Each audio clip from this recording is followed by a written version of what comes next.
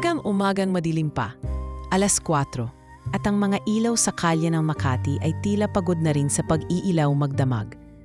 Sa isang maliit na barong-barong malapit sa Ilog Pasig, nagising si Rowena sa mahinang pag-ubo ng kanyang inang si Aling Letty.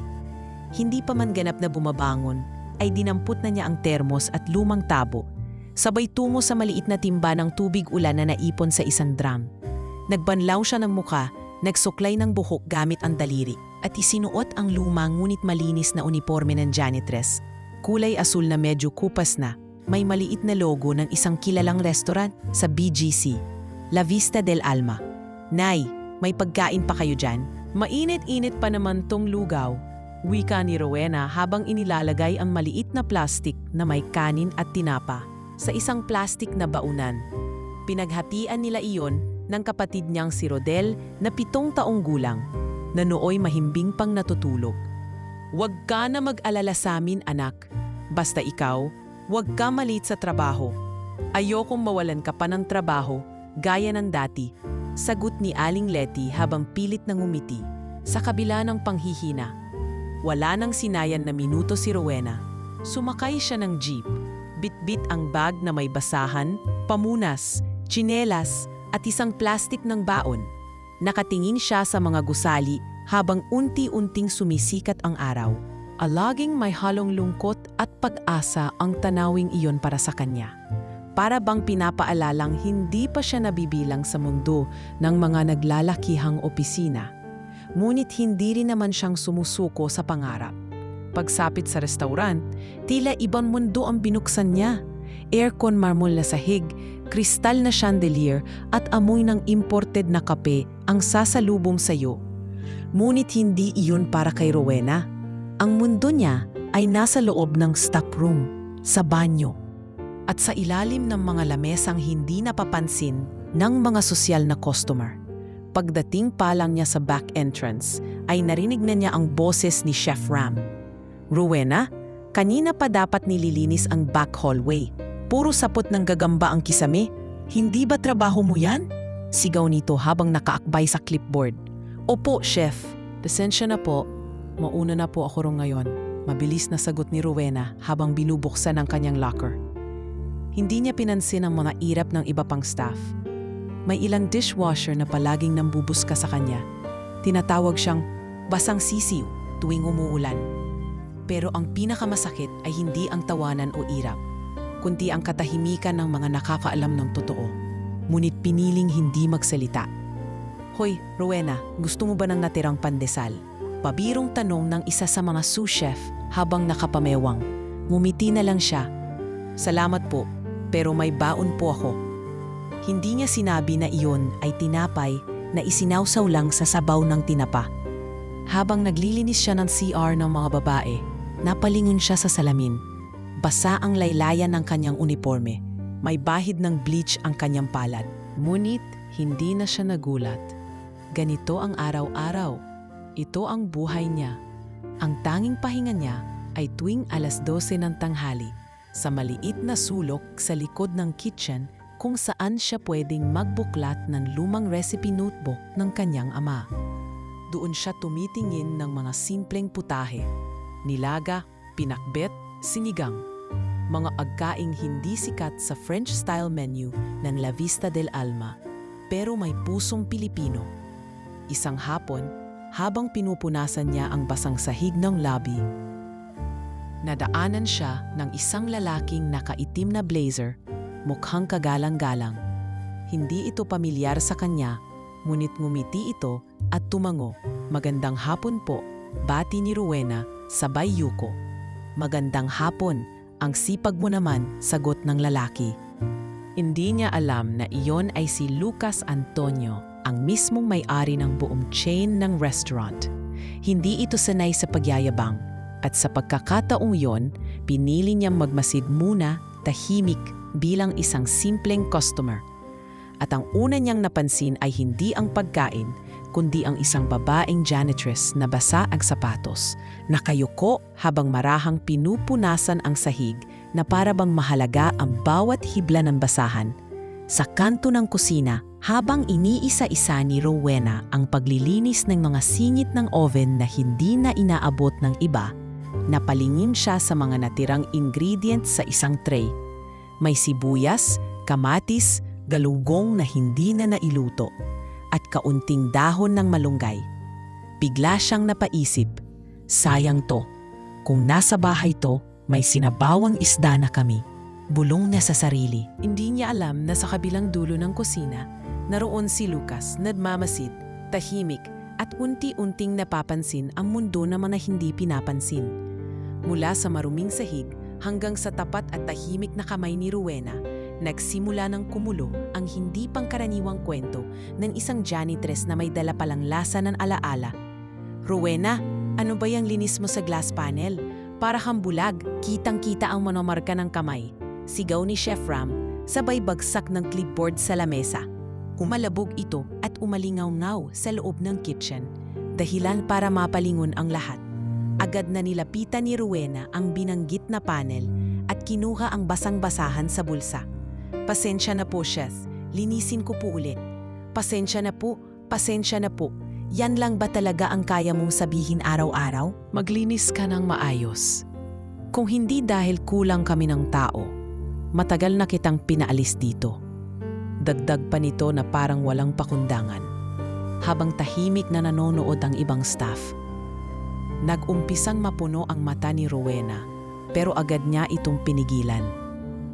Ayaw niyang makita ng mga tao sa paligid na apektado siya. Alam niyang walang saysay ang umangal, lalo na kung isa kang janitress na halos di pinapansin ng management.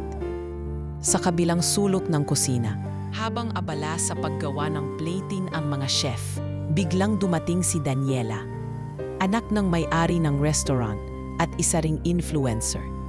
Naka-designer bag, mataas ang takong, at may cellphone sa isang kamay habang kumukuha ng selfie video. Hi mga loves! I'm back here at La Vista del Alma, ang paborito kong restaurant sa buong Pilipinas dahil dito sobrang sosyal, sobrang sarap, at teka, sabay lingon kay Rowena na kasalukuyang pinupunasan ang sahig sa gilid ng kusina. Excuse me, sinong nagpa-shoot sa'yo rito? Wika ni Daniela habang nakakunot ang noo, kitang-kita ang pag-irap. Please, umalis ka muna sa frame. Hindi bagay. Pasensya na po ma'am, sandali na lang po to. Mahina at magalang na sagot ni Rowena, sabay yuko. Yak, sabi ni Daniela sa kamera. Kaya mga loves, always dressed to impress. Hindi gaya ng iba riyan na parang galing palengke. Natahimik ang buong kusina. May mga tahimik na natawa sa isang sulok.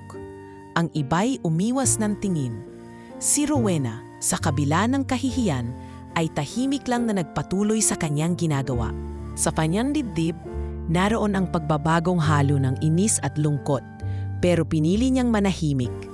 Kinagabihan, habang nasa locker room si Rowena at nagpapalit ng damit, napansin niyang wala sa bag niya ang truffle oil na kanina pa hinahanap ni Chef Ram. Nataranta siya. Alam niyang siya ang huling lumabas ng pantry bago ito mawala. Mawalang galang na po, sir. Baka po may ibang kumuha? Tanong ni Rowena habang bitbit ang logbook ng cleaning schedule. Walang ibang may access kundi ikaw. At wag akong niloloko, Rowena. Alam mo bang mahal ang isang bote ng truffle oil? Tapos mawawala lang bigla? I-report na kaya kita sa HR? Singhal ni Chef Ram. Napatigil si Rowena. Sir, hindi po talaga ako. Kahit kailan, hindi ko po magagawa yon. Then prove it. Ibalik mo ngayon din yung bote. Kundi tanggal ka na bukas. Banta nito bago tumalikod at iniwan siyang nakatayo, nanginginig. Wala siyang ideya kung paano patutunayan ang sarili.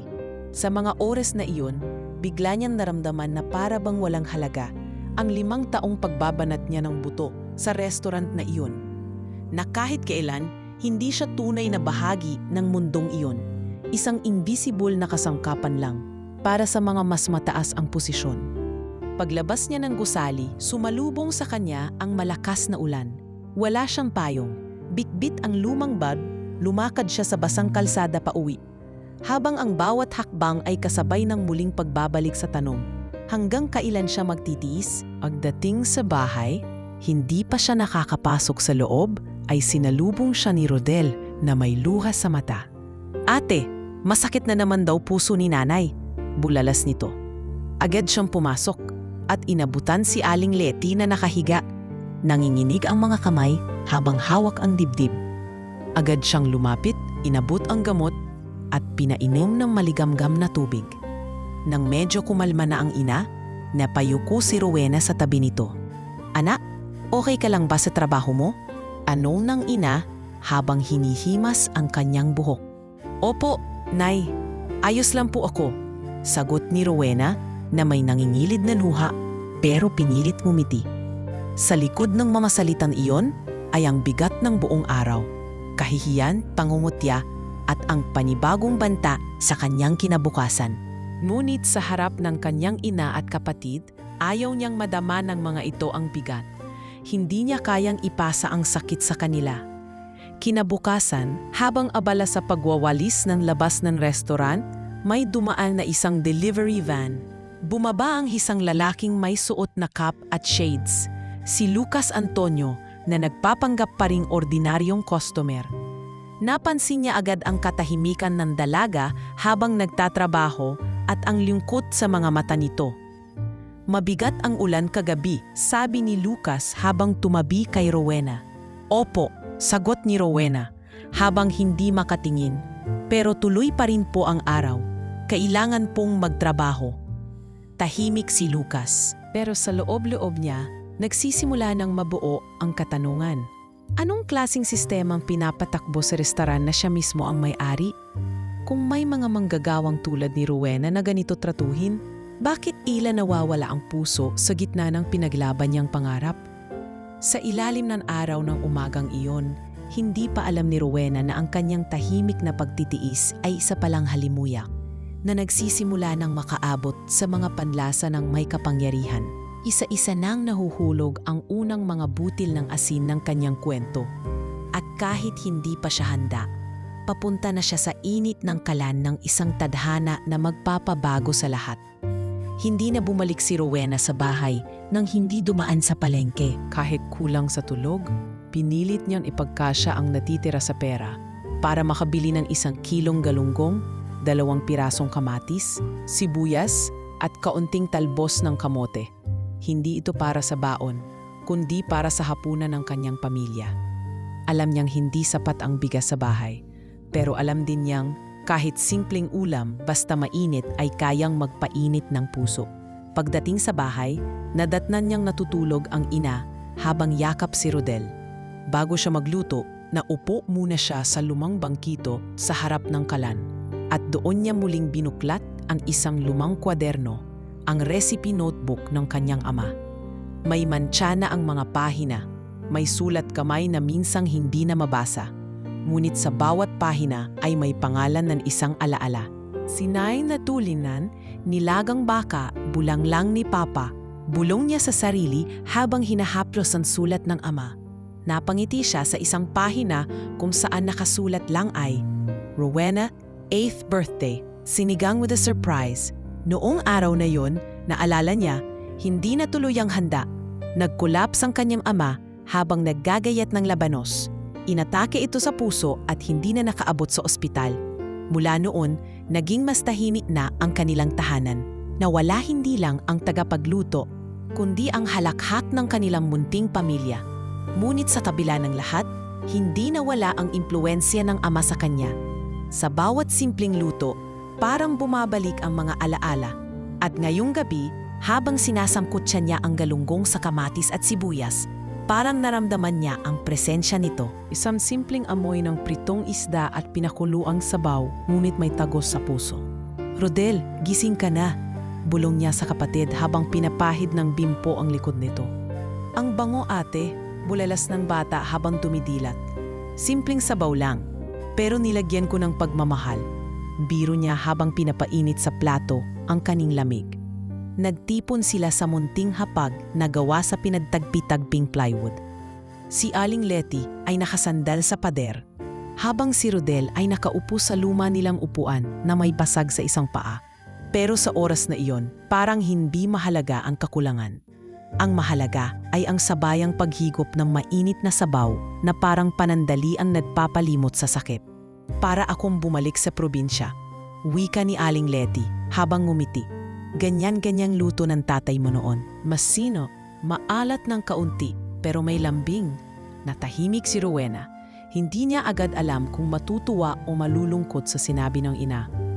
Pero Nay, hindi ako tulad ni Papa. Hindi ko kayang magpakain ng maraming tao. Wala akong restauran. Wala akong karera. Hindi mo kailangan magpakain ng buong mundo, anak. Minsan sapat nam napapakain mo ang sarili mong alaala at ng mga taong mahalaga sa iyo. Sagot ng ina habang hinahaplos ang kanyang buhok.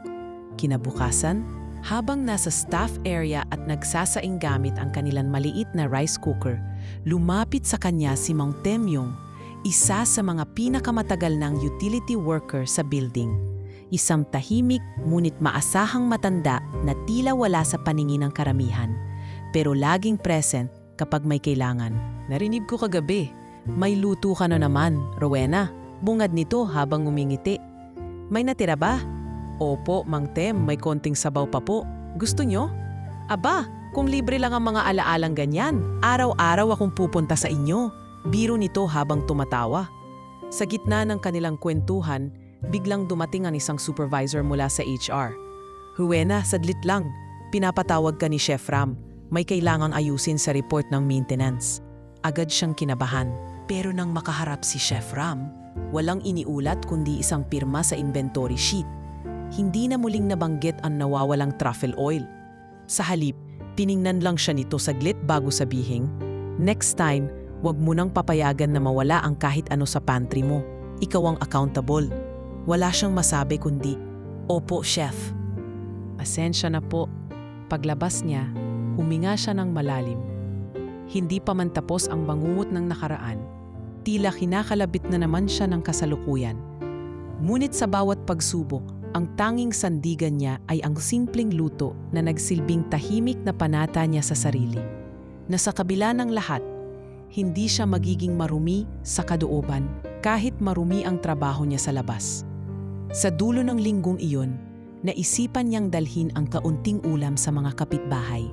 Isa-isang nilapitan ang mga pamilyang alam niyang halos wala ng kain tuwing gabi. Isang mangkok ng sabaw para kay Aling Goring na may rayuma. Isang pinggan ng tinapa rice para sa batang si Nino na may hika. Wala siyang inaasahang kapalit.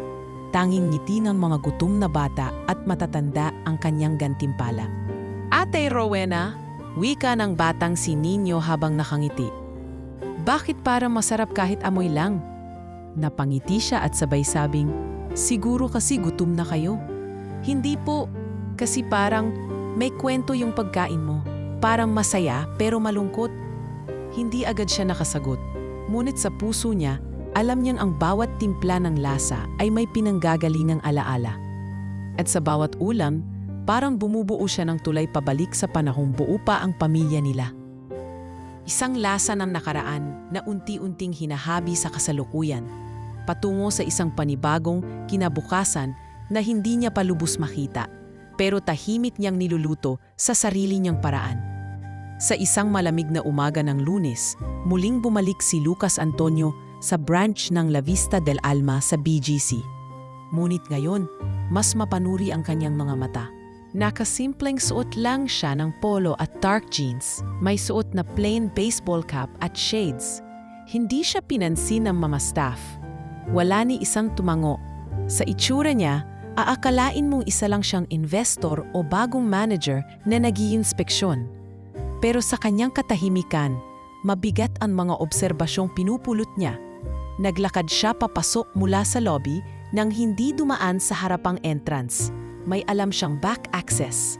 Dating dinaanan ng ama niya noon nung sila'y nagsisimula pa lang. Ganoon din ang gusto niyang lakaran. Ang daan na nilalakaran ng mga hindi sikat, ng mga hindi kinikilala, pero silang nagpapatakbo ng buong sistema. "Sir, bawal pong dumaan dito kung hindi staff." Biglang boses ng isang gwardya sa back entrance. Ngumiti lang si Lucas at marahang sabing, "Kaibigan ko po, ang may-ari." Hindi na siya pinilit tanungin pa. Habang papasok, naamoy niya ang faint na amoy ng bleach na halong sabaw ng tinola. Doon niya muling nakita si Rowena, nakaluhod sa isang sulok habang pinupunasan ang kanto ng lobby floor. Basa ang uniforme nito sa bandang tuhod at tila hindi man lang alintana ang mga nagdaraan. May lumapit na waiter at halos patadyak na tumawid sa harap ng nililinis ni Rowena. Pwede bang pakibilisan yan, ate? Baka mabasa pa sapatos ng guests mamaya? Ang bagal mong kumilos, mariing sabi ng waiter habang dinidiinan ang tono. Pasensya na po, tatapusin ko lang po tong sulak na to. Sagot ni Rowena dang mahinahon. Walang nagbago. Na-realize ni Lucas na ang kultura ng lugar ay naging malamig, puro porma, at wala na ang pusong ipinaglaban niya noon. Lahat ay tila nakatingin sa pabalat, hindi sa nilalaman. At sa gitna ng malagintong dekorasyon at mamahaling interiors, ang tanging may kaluluwa ay isang babaeng nakayuko sa sahig, hawak ang basahan. Pagkatapos ng ilang oras, naupo si Lucas sa isang table sa dulo, sa lilim ng isang haliging marmol.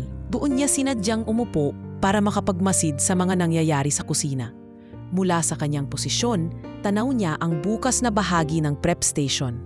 Naroon si Chef Ram, galit na pinagmumura ang isang junior cook dahil sa maling garnish. Ano to? Kinulang ng time. Paulit-ulit na lang kayo, para kayo walang utak. Sigaw nito. Sa gilid, naroon si Rowena. Kargado ang tray ng kaldero mula sa dishwasher room, habang marahan itong inilalagay sa storage shelves. Kita ni Lucas ang kilos nitong puno ng pag-iingat. Parang bawat kaldero'y may kaluluwa. Sa bawat ilapag, hindi basta binabagsak, kundi marahang itinatabi, parang may respeto. Lumapit si Lucas sa staff lounge at tinuno ang bulletin board. Nakita niya ang mga schedule, shift duties, inventory sheets, at isang sulat kamay na nakadikit sa sulok. Paalala, linisin ang kitchen tiles ng maayos. Kung hindi, hindi ito ipapasa sa inspection. Chef Ram. Bumuntong hininga siya. Puro takot, wala ng inspirasyon. Mahina niyang sabi sa sarili. Nang gabing yon, habang papalabas si Rowena, bigla siyang hinarang ni Lucas sa may service gate. Pasensya na, miss. Pwede ba kitang makausap sandali? Mahinahong tanong ni Lucas na paatras si Rowena. Opo, sir. May kailangan po ba kayo? Ikaw ba si Rowena? Tanong ni Lucas. Opo, bakit po? Gusto ko lang magpasalamat. Nakita ko kanina kung paano ka magtrabaho.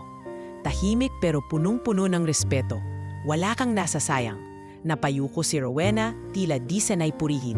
Ginagawa ko lang po trabaho ko. Mas higit pa doon, sagot ni Lucas. Sa totoo lang, ako si Louie. Nagpanggap lang akong guest nitong mga araw. Pinagmamasdan ko ang branch na to at ikaw ang isa sa mga iilang may tunay na malasakit sa lugar na to. Nanlaki ang mata ni Rowena. Kayo po yung umorder ng coffee tapos nag-compliment nung isang araw? Ngumiti si Lucas.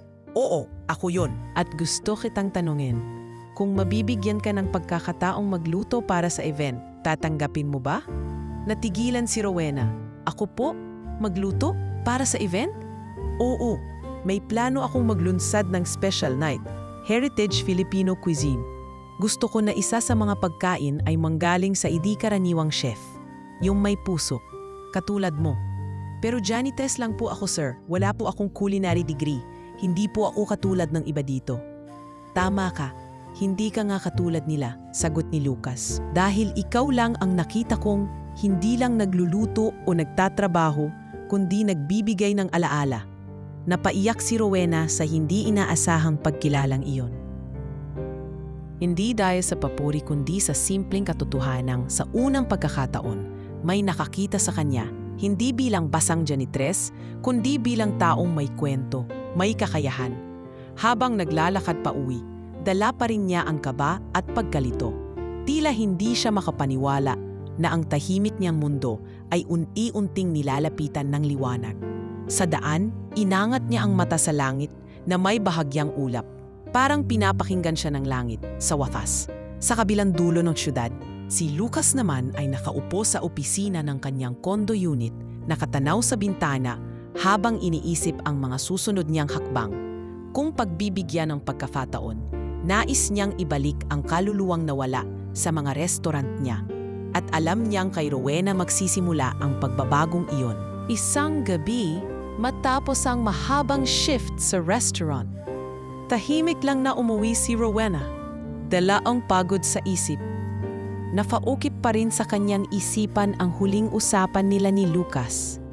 Si Louie pala ay hindi isang ordinaryong customer, kundi ang mismong may-ari ng restaurant na iniiyakan niyang paglingkuran sa loob ng maraming taon.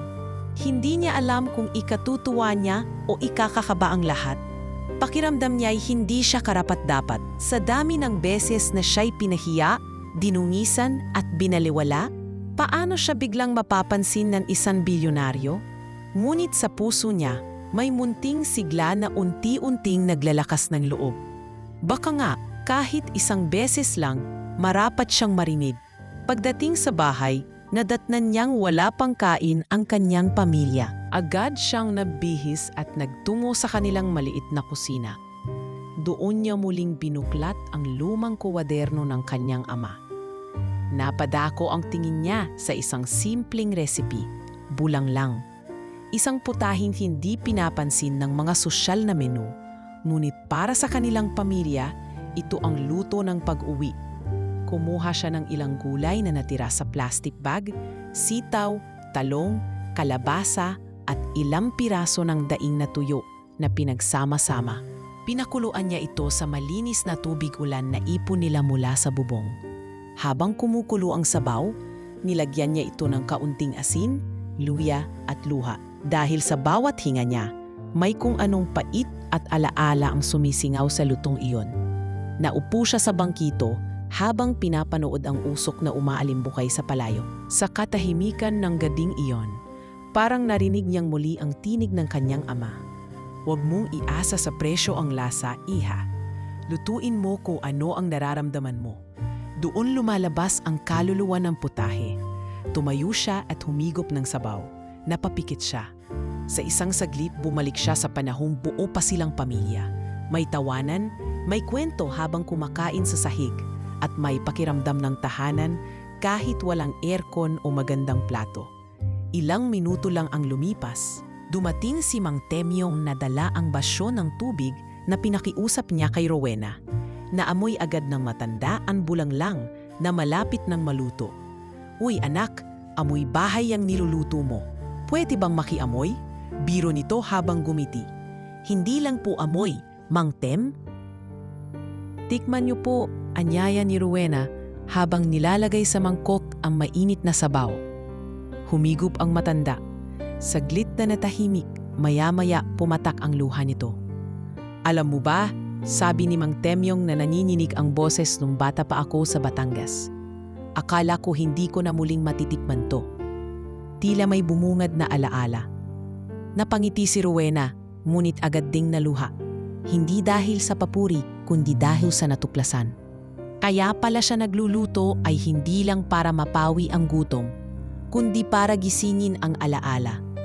Na sa bawat timpla ng sabaw, sa bawat katas ng asin at init ng luya, may boses palang bumubulong ng nakaraan. Kinabukasan, matapos ang shift, muling bumisita si Rowena sa isang barangay center malapit sa kanilang lugar. Doon siya sumali dati sa mga simpleng cooking contest nung wala pa siyang trabaho. Ngayon, hindi para sa contest, kundi para magluto ng bulanglang para sa mga matatanda na regular na dinadalhan ng pagkain ng barangay. Hindi po ito mamahaling pagkain, wika ni Rowena habang nagsisilbi. Pero sana, kahit papaano, maalala niyo po ang bahay, ang inyong kabataan, ang mga taong mahal niyo. Napatigil ang ilan. May isang lolang tahimik lang na lumuluha habang humihigop. Ang isang lalaki naman ay napatitig sa malayo at ngumiting parang may kausap na wala roon. Pag-uwi, habang naglalakad pa uwi sa ilalim ng mahinang ulan, napansin ni Rowena na hindi siya ganong kabigat ang katawan. Pakiramdam niya, kahit pagod ay may napawi na para bang sa simpleng putaheng niluto niya, may naibalik siyang hindi kaya nibalik ng kahit anong pera, alaala. Pagdating sa bahay, Tinawag siya ni Rodel. Ate, may naghahanap sa'yo kanina. Hindi ko naabutan pangalan. Sabi, babalik daw siya bukas. Kinaumagahan, habang nakaupo sa labas ng bahay nila si Rowena at nagsasampay ng uniforme, dumating ang isang itim na SUV. Bumaba si Lucas, bitbit ang isang papel na tila imbitasyon. Walang gwardiya, walang entourage. Siya lang. Rowena, bungad nito. Pasensya na kung biglaan. Gusto ko sanang ulitin ang alok ko. May niluluto akong gabi para sa mga loyal guests ng La Vista. Heritage Night. At gusto ko, isa sa mga putahe roon ay mula sa iyo. Hindi po ako sigurado, sir. Hindi ko po alam kung hindi ito tungkol sa pagiging chef. Tungkol ito sa pagiging totoo, sagot ni Lucas. At sa totoo lang, ang luto mong may kwento ang isa sa pinakatotoong bagay na natikman ko nitong mga nakaraang taon. Napatingin si Rowena sa kanyang mga kamay. May mantsa ito ng sabon, may halik ng uling at kalyo. Hindi kamay ng chef, ngunit ito rin ang mga kamay na pumipisil sa gulay, humahawak sa kawali ng ama, at naghahain ng sabaw sa mga alaala ng mga tao. Sige po, mahinang sagot niya. Ipaglalaban ko yung kwento ng pagkain namin kahit isa lang pong putahe. Ngumiti si Lucas. Hindi siya nagsalita pa. Umalis siyang may ngiti sa labi, habang si Rowena naman ay tahimik na naupo, tiniklop ang kanyang notebook at marahang hinaplos ang pahina kung saan nakasulat ang "Bulang lang ni Papa." Sa araw na iyon, tahimik siyang nagpasalamat sa hangin, sa alikabok at sa mga alaala. Dahil sa wakas, ang boses ng kanyang ama, ng kanilang tahanan, at ng sariling kaluluwa ay unti-unti nang maririnig sa mundong sanay lang makinig sa ginto. 3 araw bago ang tinakdang Heritage Night ng La Vista del Alma, abala na ang buong staff sa paghahanda.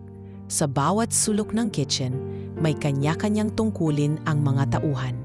May gumagawa ng inventory, may nag-aayos ng mga imported na sangkap, at may mga sous chef na nagtatalo kung aling putahe ang pinakaangkop para sa VIP menu.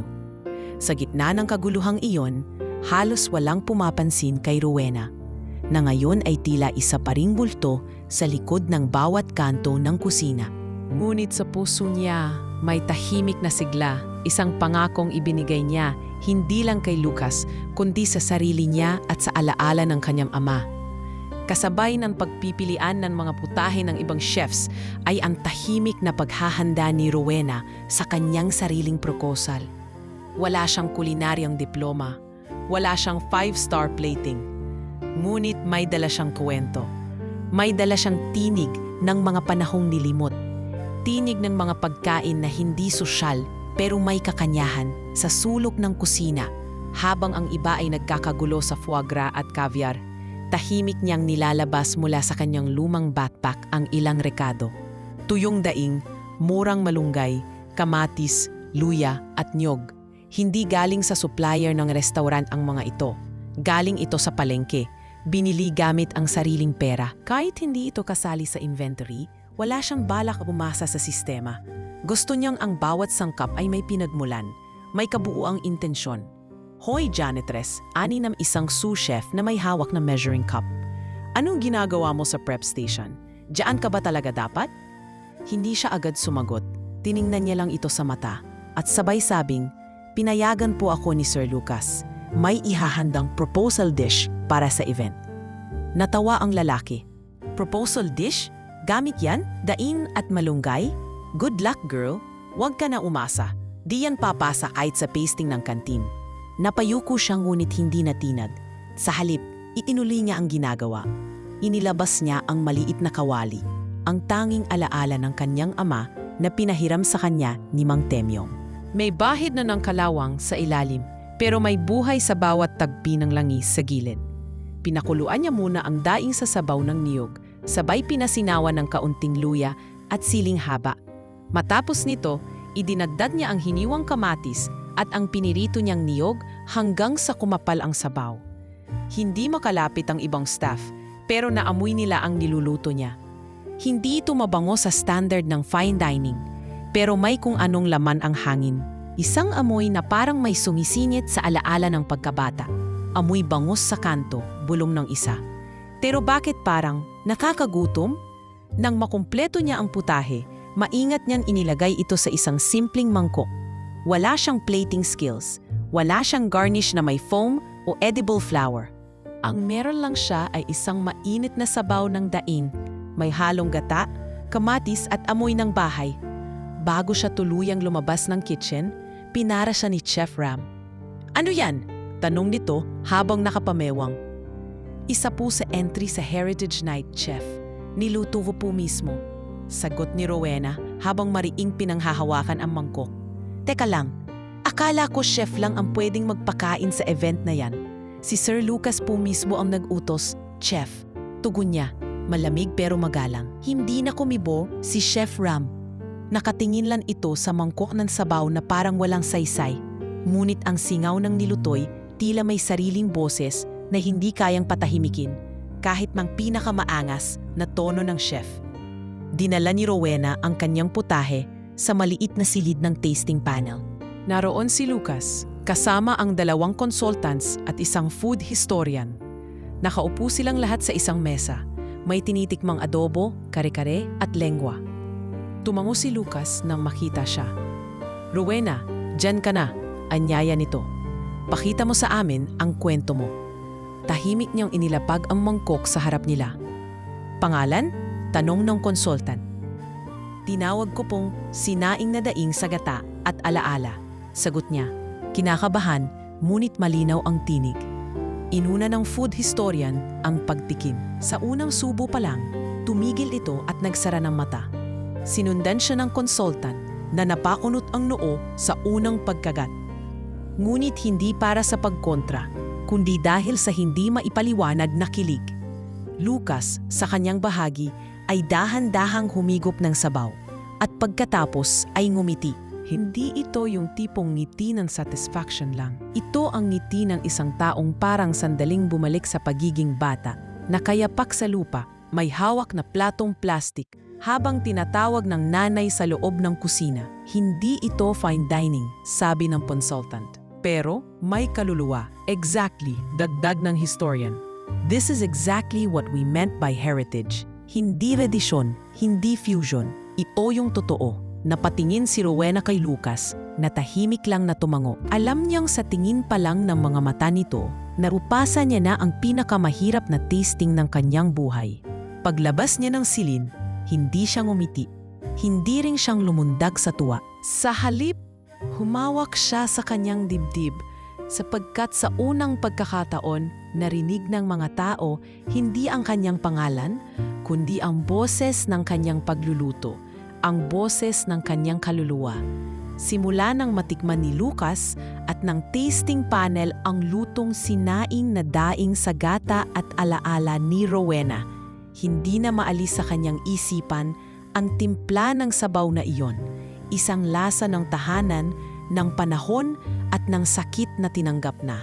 Habang abala ang buong team sa pag-aayos ng venue para sa nalalapit na Heritage Night, abala rin si Lucas sa panonood mula sa malayo, hindi sa mga decorations, kundi sa mismong kilos ni Rowena sa loob ng kitchen. Tahimik pa rin si Rowena sa trabaho. Hindi siya nagyayabang o nakikitawa sa ibang chef kahit na napili ang putahe niya bilang isa sa mga tampok na dish para sa gabi ng event. Sa halip, patuloy lang siyang naglilinis ng kagamitan, nagsasalansan ng plato at nakikiusap ng maayos tuwing may kailangang ilipat. Ngunit hindi lingid kay Lucas ang tindi ng kanyang dedikasyon at kung gaano ito kaiba sa mga chef na puro reputasyon at diploma ang bitbit. Isang hapon, habang nagsasaayos ng mga sangkap sa pantry, napansin ni Lucas na pinagalitan si Rowena ni Chef Ram dahil lang sa maliit na pagkakabasag ng platong hindi naman niya hawak. "Bakit ikaw na naman ang kasama sa tray na yan? Ilang beses ko bang sasabihin na lahat ng gamit dito parang ginto ang halaga?" Igaw ni Chef Ram habang tumataas ang tono ng boses. "Pasensya na po, Chef. Hindi ko po sinasadya. Ako po ang nagbaba pero hindi ko po siya nabitawan. Paliwanag ni Rowena habang nakayuko. Hindi ko kailangan ng paliwanag, kailangan ko ng resulta. At kung hindi mo kayang magtrabaho ng walang palpap, umalis ka na lang dito. Tahimik ang buong kusina, walang nagsalita, walang lumapit. Para bang sanay na silang manahimik tuwing may ganitong eksena.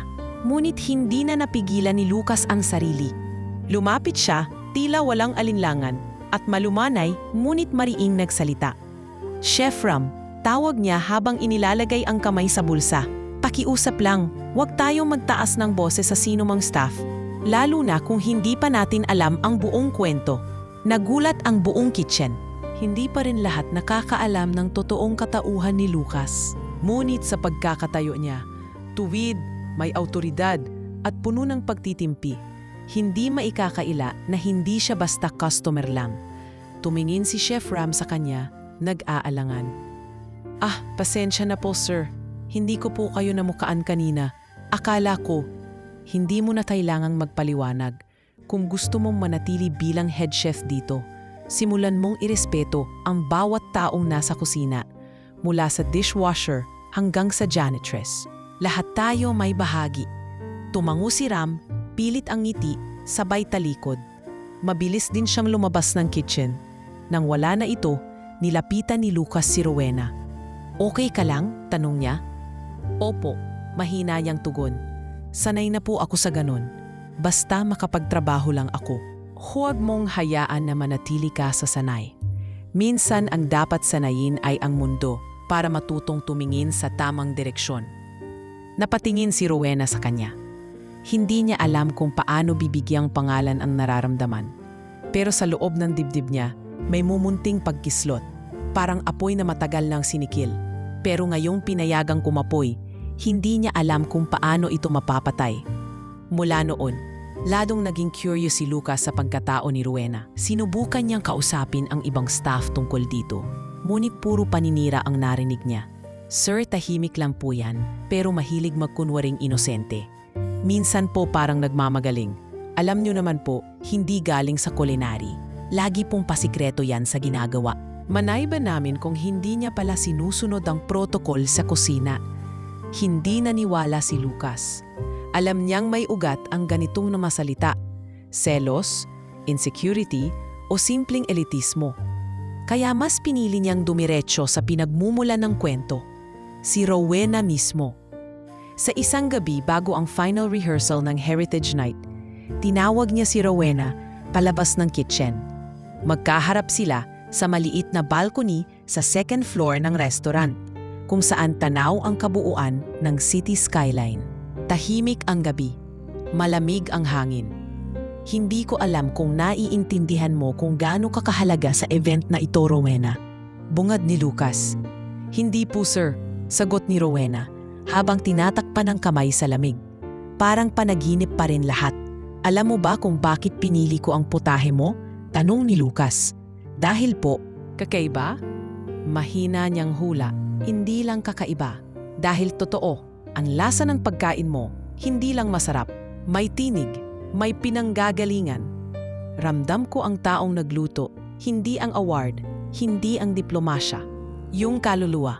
Tahimik si Rowena, hindi siya sanay marinig ang mga ganitong salita, lalo na mula sa isang taong katulad ni Lucas. Kung may plano akong gawin na bago para sa chain ng mga restaurant namin, dugtong ni Lucas. Gusto kong ikaw ang simula. Hindi agad nakasagot si Rowena. Sa halip, kumigpit ang hawak niya sa lumang kwaderno ng ama na bitbit niya sa backpack. Ramdam niya ang bigat ng responsibilidad, pero kasabay noon ay ang tamis ng pagkilala. Ngayong may isang taong naniwala sa boses ng kanyang pagluluto, paano pa siya mananahimik? Hindi niya alam kung saan hahantong ang lahat ng ito. Pero sa gabing iyon, habang unti-unting nilalamon ng ilaw ng syudad ang dilim ng langit, may isang bagay siyang tiyak. Sa kusina ng mga alaala, siya ngayon ang simula ng apoy. Kinabukasan ay mas mainit ang simoy ng hangin sa loob ng La Vista del Alma kaysa karaniwan. Halos hindi mapakali ang mga staff habang nilalatag ang mga bagong imported na tela sa mga mesa. Inaayos ang ilaw sa main dining area. at tinetest ang sound system para sa Heritage Night na gaganapin sa gabi. Isang maliit ngunit piling event ito na dadaluhan ng ilang kilalang food critics, mga guest chefs, ilang matagal ng VIP customers at press. Natatayo si Lucas sa gitna ng main kitchen, suot ang palinis na coat at pantalon, ngunit walang dalang anumang tanda ng kanyang yaman o kapangyarihan. Nasa tabi niya ang operations manager at si Chef Ram, na tila matigas pa rin ang mukha kahit batid nitong hindi siya ang pangunahing bida sa gabing iyon. Gusto kong simple lang ang event, pahayag ni Lucas. Ayokong maging show-off ang presentation. Ang importante, authentic, kaya pipili tayo ng iisang putaheng iluluto on the spot bilang centerpiece ng gabi. Napatingin ang lahat. Ang ilang chef ay biglang nagtinginan. Ang iba'y may bahagyang ngiting mayabang. Waring handa na ang sarili nilang mga plated na putahe na ginamitan ng pinakamahal na sangkap sa pantry. Ngunit bago pa man sila makapagkomento, lumingon si Lucas kay Rowena na nakatayo sa tabi ng sink. Nakikinig ngunit walang inaasahan. Rowena, tawag ni Lucas. Ikaw ang magluluto ng centerpiece dish mamaya. Gamitin mo ang recipe mo kagabi. Parang biglang tumahimik ang buong kusina.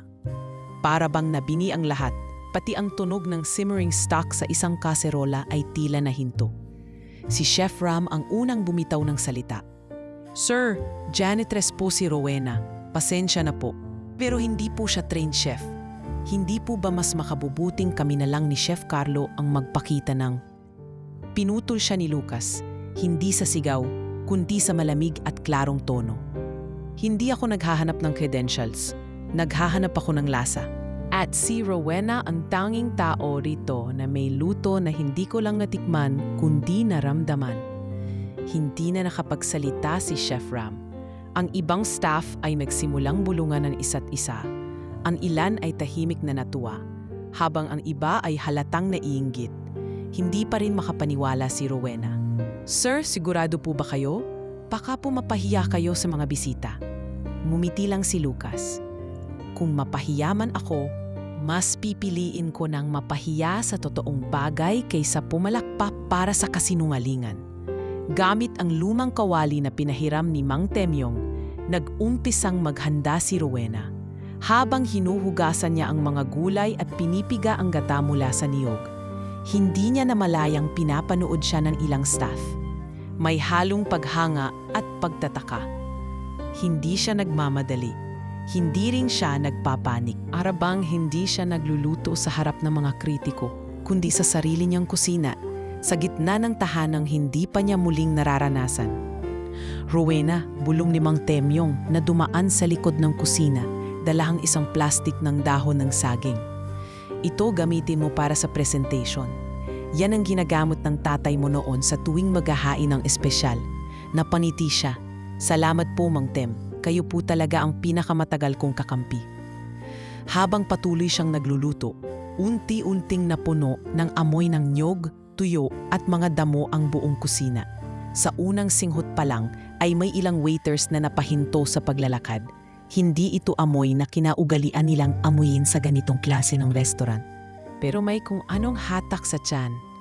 Para bang isang alaala ng isang luma ngunit masayang araw sa baryo. Sa dining area, isa-isang dumadating ang mga bisita. May mga babae sa eleganteng damit, may mga kalalakihang may dalang kamera. Sa head table, naroon si Lucas na tahimik lang na nakamasid. Sa tabi niya ay isang kilalang food vlogger, isang matandang culinary professor at isang kilalang mamamahayag mula sa lifestyle section ng isang broadsheet. Paglapit ng waiter na may dalang unang batch ng putahe, ang sinaing na daing sa gata at alaala, lahat ng bisita ay napatingin sa kakaibang plating nito. Walang foam, walang sculptured garnish. Nakaayos ito sa dahon ng saging, may isang mangkok na may mainit na sabaw at isang platong may kanin na may niyog at kamatis sa ibabaw. Interesting. Bulong ng vlogger habang kinukuhanan ng video ang paghahain. Humikop ng sabaw ang culinary professor. Napahinto siya, tumingin sa kawalan.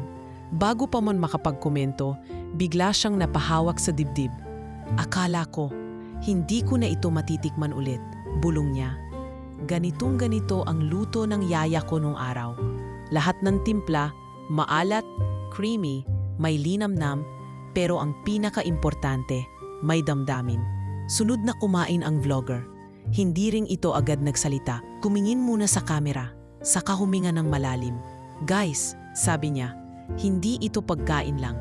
May pinanggagalingan ito. Parang hindi niluto ng chef, kundi ng isang anak na gustong maalala ang tatay niyang yumao. Unti-unting lumaganap ang katahimikan sa buong venue. Walang tumutunog kundi kutsara sa mangkok at ang kaluskos ng mga damdaming muling ginising ng bawat subo.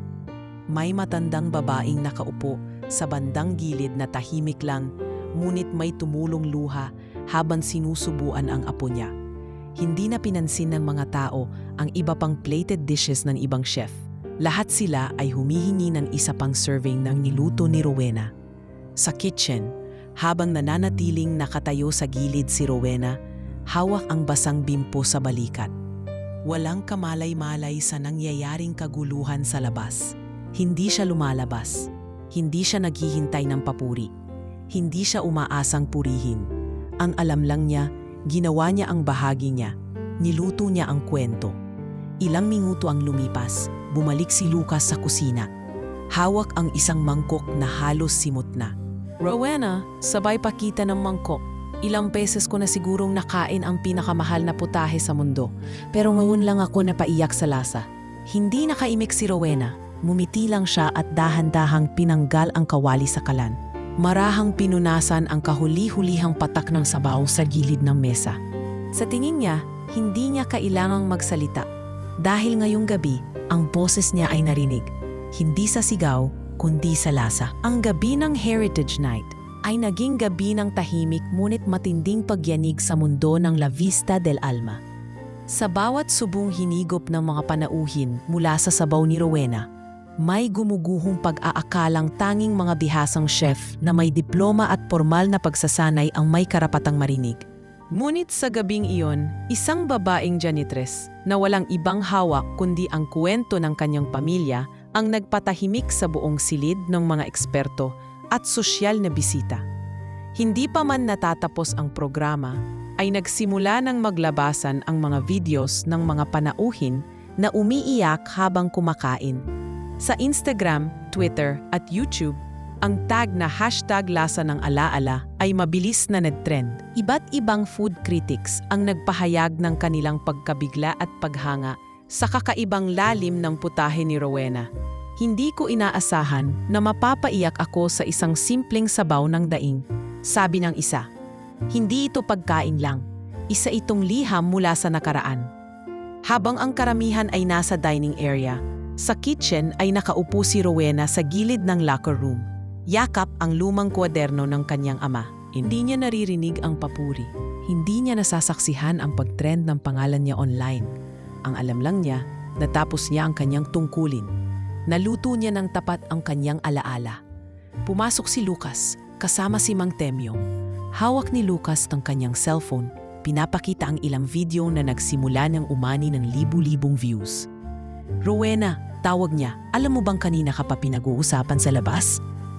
Nag-angat ng mukha ang dalaga, tila naguguluhan pa rin. Ha? Ako po? Bakit po? Ang putahe mo, naging sentro ng gabi. Lahat sila napaluha. Hindi dahil sa anghang o alat, kundi dahil sa damdamin. Ang damdamin mong ipinakain sa kanila. Hindi ko po akalaing ganito ang mangyayari. Akala ko po, titikman lang nila tapos magpapatuloy na sa ibang pagkain. Ngumiti si Lucas, sabay upo sa tabi niya. Minsan, Rowena, sa mundong puro ingay, kailangan lang ng isang putahe na marunong manahimik, pero marunong magsalita sa puso. Lumapit si Mang Temyong, may dala-dalang maliit na puting envelope. Inabot po to ni Sir Lucas, Rowena. Galing sa management. Token lang daw para sa kontribusyon mo sa event. Agad tinanggihan ni Rowena. Hindi po ako humiling ng bayad. Hindi po ako nagluto para mapansin. Ginawa ko lang po ito dahil gusto kong maalala kung paano kami magmahal noon sa bahay. Ngunit pinilit ni Lucas. Hindi ito bayad. Isa itong pasasalamat. Pero higit pa riyan, gusto ko sanang tanungin ka kung papayag ka bang sumali sa opisyal na culinary team ng La Vista. Hindi bilang assistant, bilang kusinera, bilang creator. Parang hindi makagalaw si Rowena. Ako po, sa team? Pero wala po akong diploma? Hindi po ako graduate. Hindi ko po alam ang French sauces o mga technical na recipe. Totoo yan, tugon ni Lucas. Pero ang alam mo ay yung hindi kayang ituro sa eskwela. Ang lasa ng alaala. At yon ang kulang sa kumpanya ko ngayon. Maya-maya, bumukas ang pinto ng locker room. Isang grupo ng mga waiters at ilang kitchen staff ang pumasok. Isa sa kanila ay si Trish. Isa sa mga sous chef na dati panay ang irap sa kanya. Ngayon, hawak nito ang telepono at nangingiti habang lumalapit. Rowena, pasensya ka na kung minsan naging bastos ako. Pero seryoso, ikaw ang dahilan kung bakit napaiyak yung matandang lalaki sa table 5. Hindi ko pa nakitang mangyak-niyak yon kahit kailan. Nagkatinginan ang ilan. Ang iba, lumapit para makipagkamay. May ilan pa ngang yumakap sa kanya at sa unang pagkakataon, naramdaman niyang hindi na siya invisible sa sariling lugar ng trabaho. Ngayon, hindi na siya Rowena lang ang janitress. Siya na si Rowena na nagpapaalala sa kanila kung para saan talaga ang pagkain.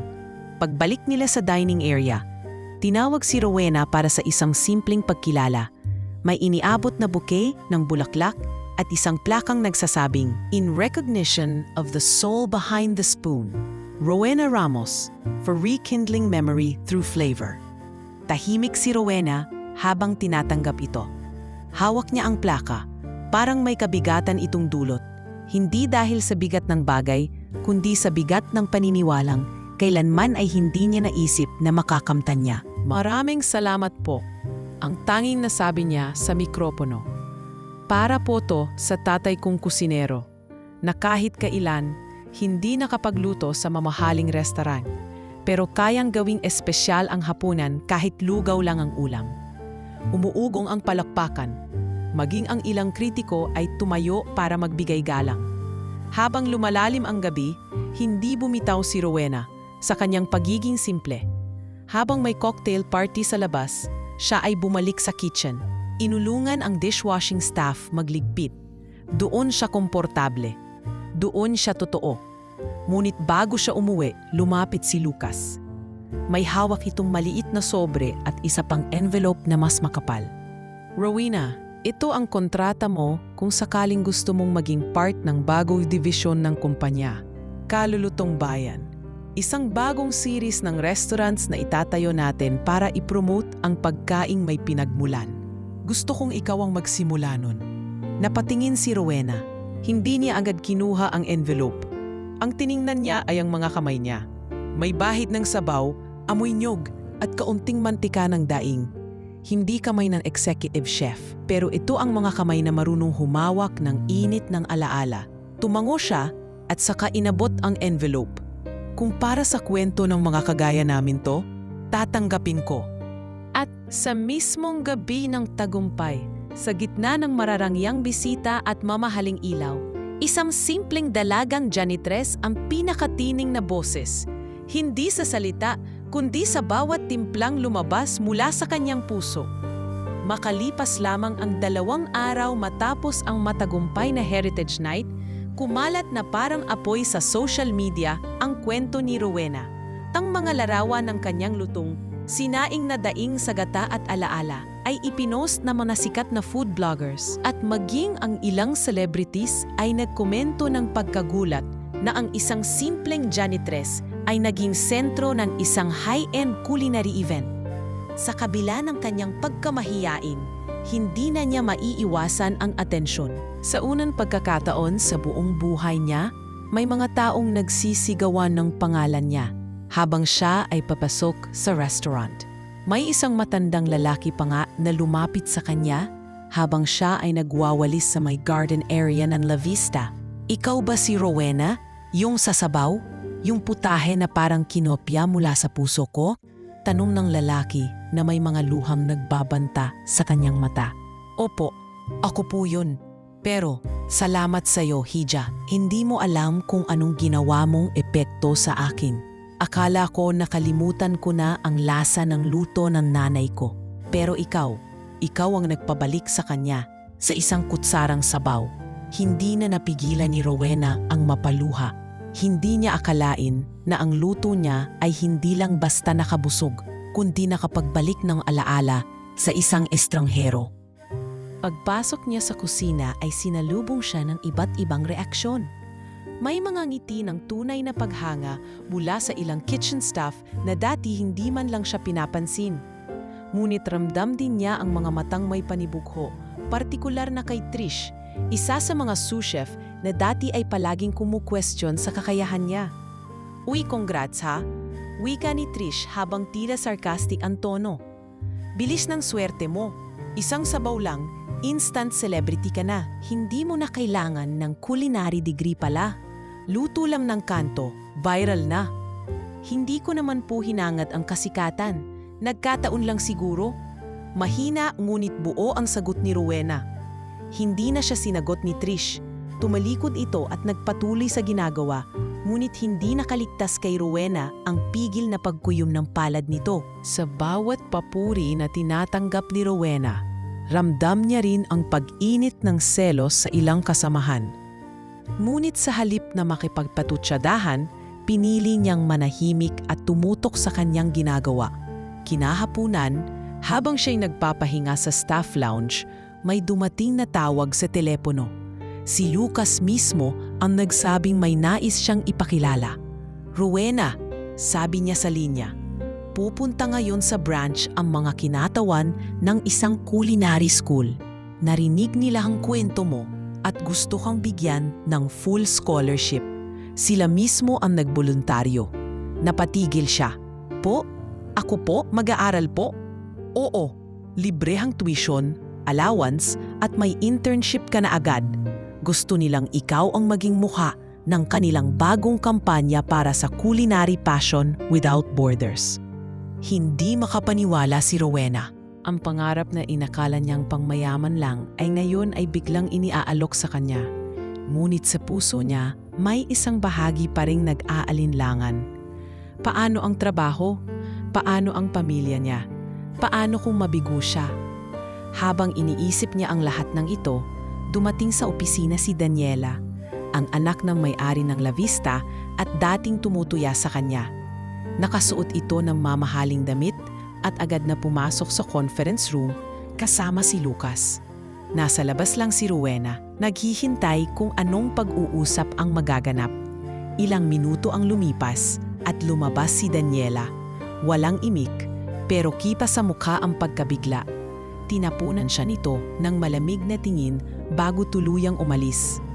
Kinabukasan, narinig niya sa ibang staff na inalis na si Daniela sa pamunuan ng marketing division. Isa raw sa mga desisyon ng board members ay palitan ang mga walang pakialam sa tunay na mensahe ng brand. At sa kasamaang palad para kay Daniela, isa siya sa mga tinamaan ng pagbabago. Sa kabilang banda, si Rowena ay biglang inanyayahan ni Lucas sa isang panibagong meeting. Doon ay ipinakilala siya sa isang grupo ng consultants na magpaplano ng isang bagong restaurant concept. "Rowena," wika ni Lucas sa harap ng lahat, "gusto naming ikaw ang magsimula ng linya ng restaurant na magtatampok sa lutong kalye, lutong probinsya at mga lutong may kwento. Hindi gourmet, hindi fine dining, totoo lang. Ikaw ang inspirasyon at kung papayag ka, gusto ka naming i-train, isama sa proseso at balang araw pamunuan ang flagship kitchen nito." Hindi agad nakasagot si Rowena. Sa loob ng ilang segundo, bumalik sa alaala niya ang mga araw na pinapagalitan siya sa harap ng tao. Ang pagtitipid sa pagkain para sa kanyang ina at kapatid, ang amoy ng panis na kanin sa mga araw na walang sahod. At ngayon, narito siya, kinikilala bilang haligi ng bagong konsepto ng isang kilalang culinary empire. "Gusto ko pong magpasalamat." Ang tanging nasabi niya, "Hindi po dahil binigyan niyo ako ng bagong trabaho, kundi dahil sa wakas, may taong naniwala na hindi hadlang ang pagiging tahimik, marumi o ordinaryo para marinig." Sa dulo ng araw na iyon, Habang palubog ang araw at naglalakad si Rowena pauwi sakay ng bus, hawak niya sa bag ang scholarship letter, ang kontrata ng bagong restaurant at isang plastik ng pansit na binili para sa kanyang ina at kapatid. Wala siyang suot na makeup. Nakasuot pa rin siya ng lumang rubber shoes. Pero sa mga mata ng mga taong nakatingin sa kanya, siya ngayon ay isang taong may kwento. At hindi lang ito basta kwento ng tagumpay, kundi kwento ng lasa, ng pakikibaka at ng paninindigan. Sa mga araw na susunod, mas marami pang balita ang lalabas. Ngunit para kay Rowena, ang pinakamahalagang balita ay hindi headline, kundi ang unti-unting pagbabago ng paningin ng mundo sa mga taong tulad niya. Hindi na siya basta janitress. Siya na ngayon si Rowena Ramos, ang babaeng nagpakain sa puso ng buong bayan. Lumimas ang ilang araw matapos lumabas sa balita ang tagumpay ni Rowena at bagamat patuloy siyang pinag-uusapan online, pinili pa rin niyang mamuhay ng tahimik. Hindi niya pinatulan ang mga imbitasyon para sa TV guesting o endorsement. Mas gusto niya ang simpleng pamumuhay. Gising sa madaling araw, nagluluto ng almusal para sa kanyang ina at kapatid, at bumabalik sa restaurant para tuparin ang mga bagong tungkuling ipinagkatiwala sa kanya. Ngunit sa kanyang pagbabalik, nag-iba na ang kanyang papel. Dati ay walis at mop ang hawak niya. Ngayon, hawak na niya ang kutsilyo, kawali at ang lumang notebook ng kanyang ama. Hindi siya lumundag sa pagiging celebrity chef. Sa halip, siya ay sinanay ni Lucas, kasama ang ilang trusted culinary mentors upang tuluyang matutunan ang management, costing, sanitation at iba pang aspeto ng propesyonal na kusina. Ngunit kahit napapaligiran na siya ng mga bago at mamahaling kagamitan, hindi nawala ang kanyang ugaling lumingon at yumuko sa pinagmulan. Isang gabi, habang siya'y nag-iisa sa bagong kitchen na inihahanda para sa pilot restaurant ng kalulutong bayan, binuklat niyang muli ang kwaderno. Hindi na siya umiiyak sa tuwing makikita ang sulat ng kanyang ama, pero tuwing binabasa niya ito, may kakaibang init pa rin na dumadaloy sa kanyang dibdib. Wenan anak, kapag may problema ka, lumuto ka lang. Kasi minsan, mas alam ng sabaw ang anong sagot kaysa sa tao. Napangiti siya habang iniisa-isa ang mga recipe na hindi niya pa natatangkang iluto. Isa sa mga pahina ay may titulo lang na sabaw ng gabi. Walang eksaktong sukat, walang instruksyon. Aning mga sangkap lang, dahon ng gabi, luya at tinapa. Kinaumagahan, sinubukan niyang lutuin ito. Habang hinihiwa ang luya, nakaramdam siya ng mabigat na alaala. Dito niya unang natikman ang sabaw na ito. Panahon na nilagnat ang kanyang ina at walang perang pambili ng gamot. Ang sabaw na ito raw ay panlaban sa lamig, sabi ng kanyang ama. At sa bawat higup niya noon, tila may giniginhawa kahit wala namang gamot. Habang kumukulo ang sabaw, dumating si Lucas. Tahimik siyang pumasok sa kitchen at naupo sa dulo ng counter. Pinapanood si Rowena mula sa malayo. Amoy probinsya, sambit ni Lucas habang pinapanood ang singaw ng sabaw. Napalingon si Rowena, bahagyang natawa. Sabaw po ito na walang pangalan, pero panlaban daw sa lungkot, sabi ng tatay ko. Pwede bang matikman? Tanong ni Lucas. Inabot niya ang isang mangkok, walang plating, walang garnish. Mainit, maputi, may luya sa ibabaw at simpleng piraso ng tinapa. Humigop si Lucas. Sandali siyang natahimik. Maya-maya ay tumingin siya kay Rowena. May boses ulit. Tahimik pero malalim. Parang may bumubulong. Napangiti si Rowena. Minsan kasi, Sir, di mo kailangan magsalita ng malakas. Kapag totoo ang lasa, nagsasalita na siya para sa'yo. Dito nagsimula ang ideya ni Lucas na magkaroon ng espesyal na section sa menu ng kanilang bagong restaurant. Tinatawag na lasang binulungan. Isang listahan ng mga putahe na walang sosyal na pangalan, walang engrandeng presentasyon, ngunit may boses ng alaala at puso. Sa panahong iyon, patuloy ang pagsasanay ni Rowena. Hindi lang sa kusina kundi sa harap ng mga bagong bagay, pagpirma ng kontrata, pakikipag-usap sa mga supplier, pagtanggap ng mga aplikante para sa branch staff, ngunit sa kabila ng lahat ng bago, isang bagay lang ang nanatiling gabay niya. Ang paniniwalang ang pagkain ay hindi dapat basta pinupuno ang tiyan, dapat din itong punuin ang damdamin. Samantala, si Daniela ay nanatiling tahimik, ngunit hindi siya nawawala sa eksena. Sa isang lihim na plano, nagsimula siyang makipag-ignayan sa isang kilalang investor na balak ding magbukas ng restaurant na nagpo-promote ng Filipino soul food. May balitang gusto nitong tapatan ang proyektong pinamumunuan ni Rowena. Bagamat wala pang konkretong aksyon, nararamdaman na nilang nasa industriya ang papalapit na banggaan. Sang gabi habang nasa bahay si Rowena, dumating si Mang Temyong dala ang ilang bagong ani na gulay mula sa probinsya. Nakipagkape ito sa kanila at habang nakaupo sila sa bangkito, may sinabi ito kay Rowena na hindi niya agad naunawaan. Alam mo, Wenang, hindi lahat ng lutong may kwento ay tinatanggap ng mundo. May ilan na pagtatawanan ka, may ilan na kokopyahin ka. Pero huwag mong hayaang mawalan ng boses ang lasa mo. Yan ang minana mo sa tatay mo. At sa panahon ngayon, bihira na ang lasang may kwento. Alam ko po, sagot ni Rowena, habang tahimik na ngumiti. Pero kahit hindi nila maintindihan ngayon, ipagpapatuloy ko pa rin. Kasi ang panlasa ng puso, mas matagal mawala kaysa sa uso. At habang pinapanood niya ang kanyang ina at kapatid na natutulog sa silid, bitbit niya ang isang bagong panata. Hindi siya magpapasilaw sa kasikatan. Hindi siya magpapadala sa palakpakan. Ang paninindigan niya ay hindi para lang sa sarili niyang tagumpay, kundi para sa lahat ng tahimik na tao na may kwento at naghihintay ng pagkakataong marinig ang boses nila. Sa isang simpleng subo ng sabaw, hindi pa man lubos na naisasara ang mga plano para sa bagong restaurant ni Rowena, unti-unti nang bumabalik ang ingay sa paligid. Ngunit sa pagkakataong ito, hindi lahat ng ingay ay tungkol sa papuri. Sa mga sulok ng social media, may mga post na bigla na lang lumitaw. May larawan ni Rowena habang nagwawalis.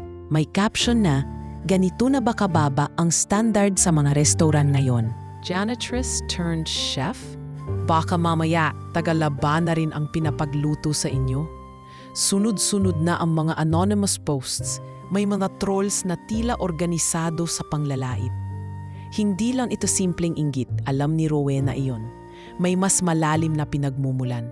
Hindi ni sagad sinabi kay Lucas, pero naramdaman niya ang panlalamig ng ilan sa dating masiglang suportang staff. Parang unti-unti siyang tinutulak pabalik sa dating posisyon niya, sa gilid sa dilim.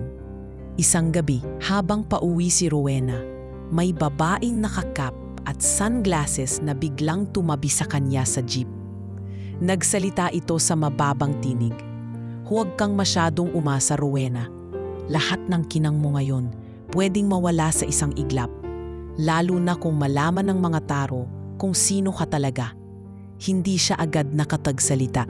Iningnan niya ang babae at kahit nakatakip ang mukha nito, ramdam niya ang pamilyar na tikas, ang kumpiyansang dati niyang nakikita sa loob ng kusina. Sa kabila ng kanyang tahimik na disposisyon, malinaw sa kanyang paningin, si Daniela. Hindi na siya sumagot. Hindi niya kailangan ng paliwanag. Hindi niya kailangan ng away. Bumaba na lang siya sa unang kanto kahit hindi pa siya sa dapat babaan. Sa halip na matakot, nanahimik siya. Pero sa gabing iyon, hindi siya agad nakatulog. Nakadungaw lang siya sa bintana. Yakap ang lumang kwaderno ng ama. May halong galit, takot at lungkot sa dibdib niya. Ngunit higit sa lahat, may bumubulong sa kanya na hindi pa tapos ang laban. At hindi lahat ng laban ay kailangang may sigawan. Kinabukasan, habang nasa kitchen ng bagong test restaurant, may dumating na report sa kanya mula sa HR ng La Vista. Isang anonymous complaint ang inihain laban sa kanya. Sinasabing may hindi autorisadong paggamit siya ng mga sangkap mula sa main branch at may paglabag umano sa hygiene protocol. Kahit malinaw na walang basihan, kinailangan pa ring iimbestigahan ito ayon sa pulisiya ng kumpanya. Tinawag siya ni Lucas sa opisina. Doon, kaharap ang dalawang HR personnel. Ipinakita ang reklamo. Tahimik lang si Rowena, hindi nagtanggol ng sarili. Hinayaan niyang basahin ito sa harap niya. Gusto mo bang magsalita, Rowena? Tanong ng HR head. Hindi po totoo ang sinasabi rito. Mahinahon niyang sagot. Pero kung kailangan niyo pong siyasatin, bukas po ang oras ko. Wala po akong kailangang itago. Tumango si Lucas. Alam kong hindi ikaw to, Rowena, pero kailangan nating sundin ang proseso. Pagkalabas niya sa opisina, tila naging mas maingat ang mga tao sa paligid niya. Ang ilang kusinero na dati nakikipagbiruan sa kanya ay hindi na lumalapit. Ang dating masayang "Good morning, Chef Rowena" ay napalitan ng malamig na "Chef" lang. Hindi niya masisisi ang iba. Madaling mawala ang tiwala sa industriyan takot sa eskandalo. Sa mga gabing iyon, madalas siyang mapadungaw sa maliit nilang bintana sa bahay. Tahimik na nakatitig sa kalsada habang ang ulan ay bumabagsak sa yero. Katabi niya ang ina, hinihimas ang kanyang likod. Anak, alam mong hindi mo kayang pakisamahan ang lahat. Pero kung alam mong tama ka, huwag mong hayaan na ang ingay nila ang sumulat ng kwento mo. Napayuko siya. Nay, bakit parang kahit anong pilit kong maging totoo, lagi pa rin akong tinutulak pabalik sa dilim? Dahil minsan, Neng, hindi nila kaya ang liwanag ng isang taong hindi natutong magkunwari. Kaya nila sinasabing pangit ka, kasi hindi nila matanggap na ang ganda ay di lang nakikita sa diploma o mamahaling damit, kundi sa ugali, sa paninindigan. Lumipas ang ilang araw at napawalang sala si Rowena sa reklamo. Wala itong sapat na batayan at peke ang lagda sa inireklamo. Ngunit hindi doon natapos ang tahimik na digmaan. Sa isang morning briefing ng culinary team, bigla siyang sininghala ni Trish sa harap ng lahat. Kung totoo kang chef, dapat alam mo kung paano i-measure ang consistency ng gata. Kanina pa namin tinatama ang sabaw mo pero hindi ka nakikinig. Lahat ng mata ay napalingon kay Rowena. Nanahimik siya sandali, saka huminga ng malalim. Pasensya ka na kung hindi ako graduate ng culinary. Pero ang consistency ng gata, iba-iba depende sa bahay. Sa amin, mas malabnaw yan kapag may kasamang luha. Tahimik ang paligid. Ang linya niya ay hindi mapanira, hindi mapagnataas, ngunit puno ng katotohanang hindi kayang labanan ng galit. Tumayo si Lucas sa gilid, tumikim at nagsalita. Kung ang sukatan natin ng pagiging tunay na chef ay kung gaano kagaling maglatag ng plato sa social media, marami sa atin ang pasado. Pero kung ang sukatan ay kung sino ang may kakayahang magsalita sa damdamin ng kumakain, isa lang ang pumasa rito. At tumingin siya kay Rowena.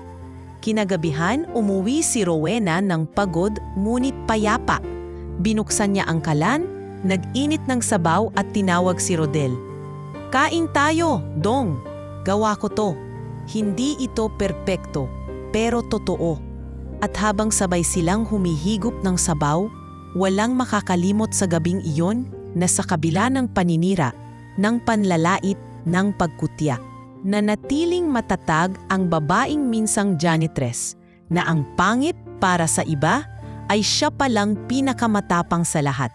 Mula sa araw na opisyal na ibinasura ng HR ang reklamo laban kay Rowena, unti-unting nagbalik ang normal na takbo sa kusina.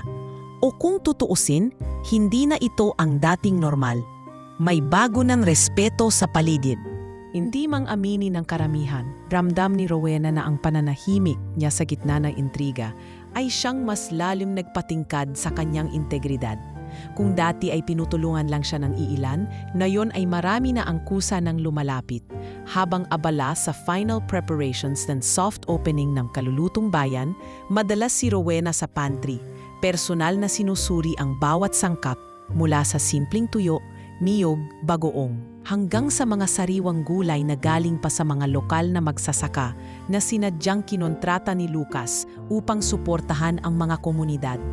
Bahagi ito ng pangakong konsepto ng bagong restaurant, isang pagtataas ng lutong bahay na may malasakit.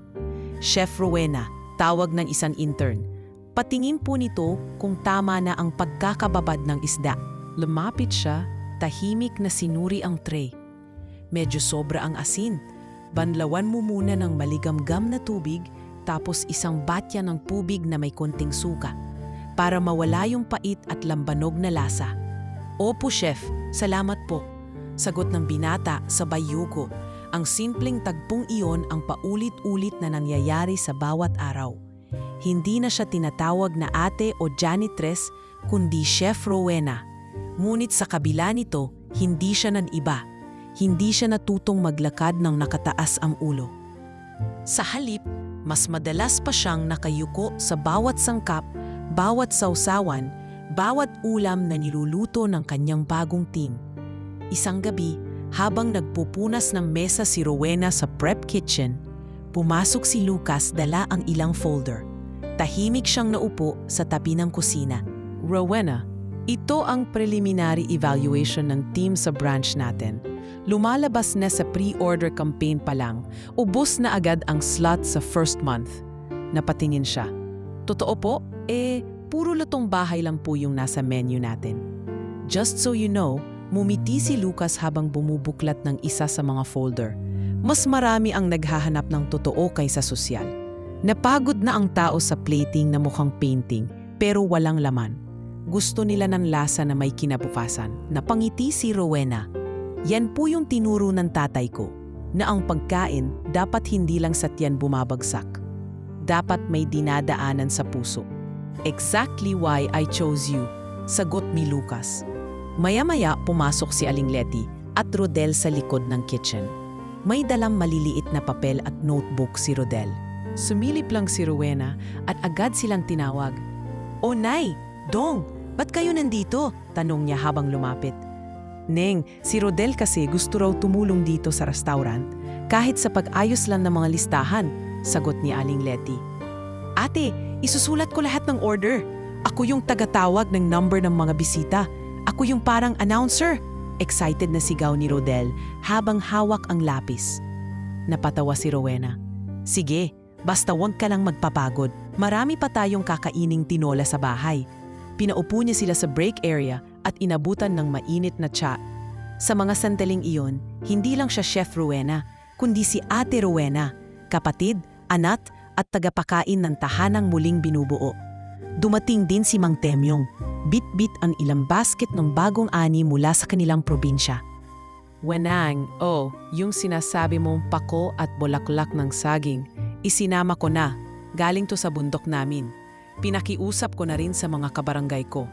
Tuwing linggo, magpapadala sila rito." Napahawak si Rowena sa dibdib. "Salamat po, Mang Tem. Hindi ko po alam kung anong gagawin ko kung wala kayo." "Alam mo kung bakit masarap ang luto mo?" tanong ni Mang Temyong habang umuupo. "Kasi hindi lang yan sinahugan ng luya o asin. May pasasalamat, may alaala, at higit sa lahat, may pananagutan. Hindi lahat ng chef may ganyan."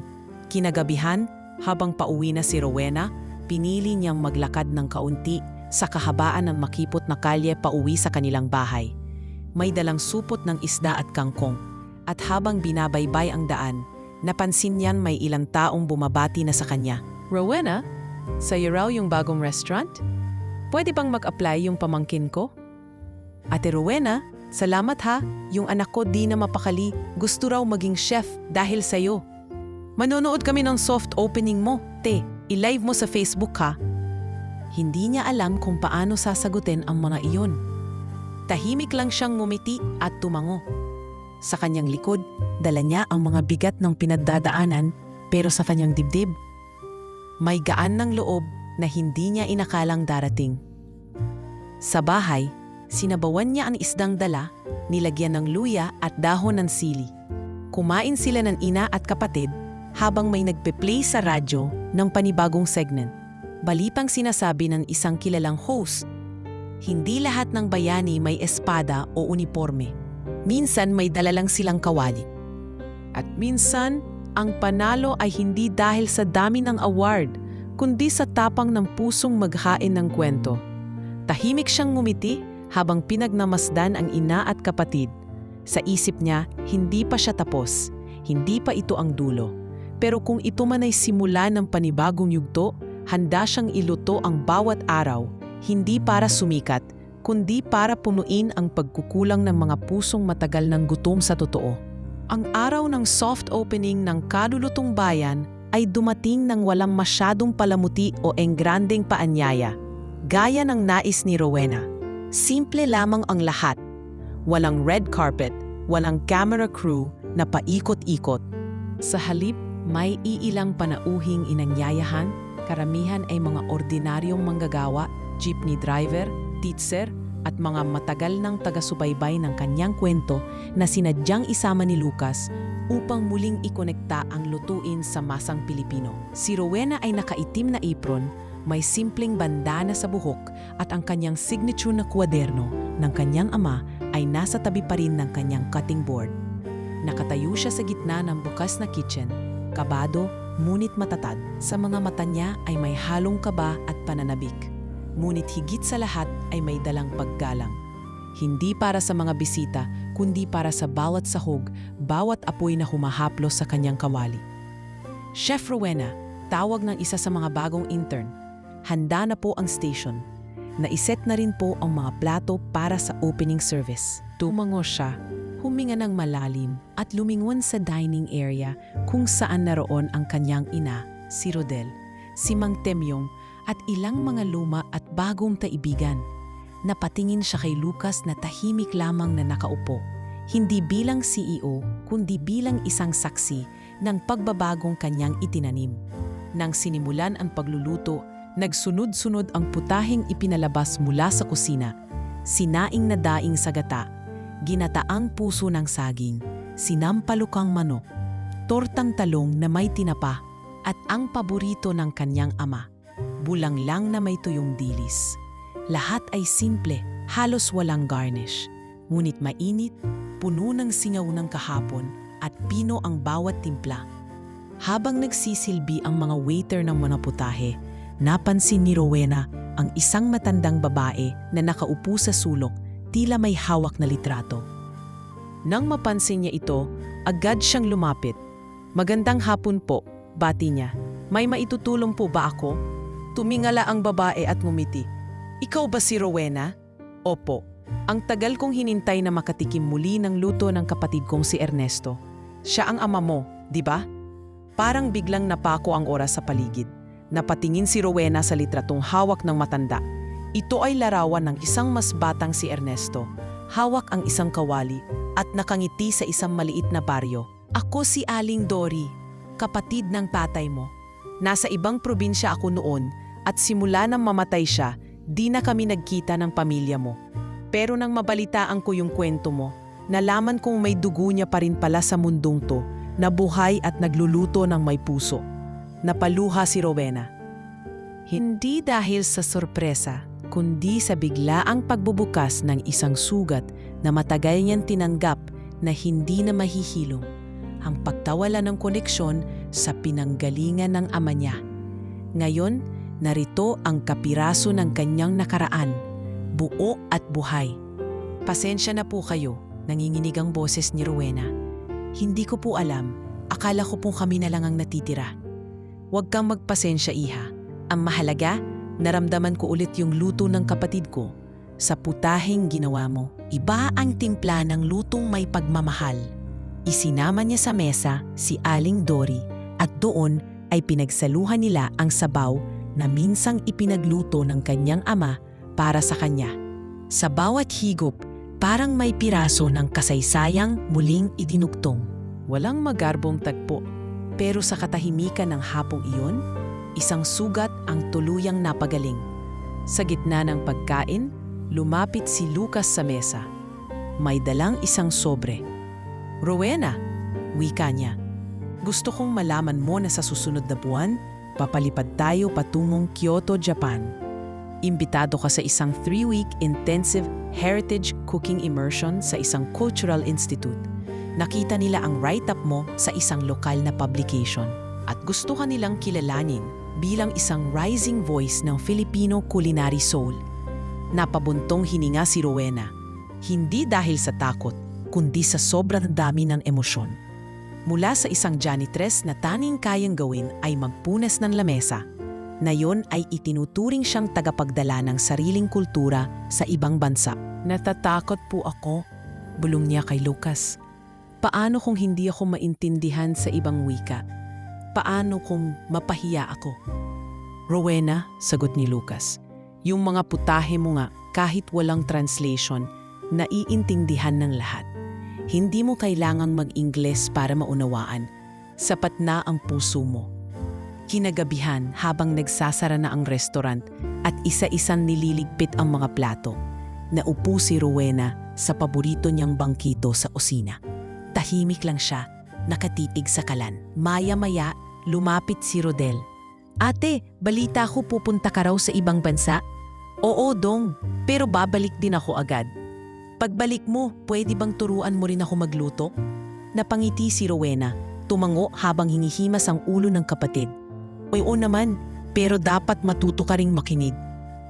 Kasi ang luto, hindi lang timpla, may bulong yan. At dapat marunong tang makiramdam. At sa huling sandali ng araw na iyon, sa simpleng kusina ng kalulutong bayan, isang babae ang muling tinahak ang daan ng sugatang alaala. Hindi upang umiyak, kundi upang marahang hilumin ang bawat bitak ng kanyang nakaraan.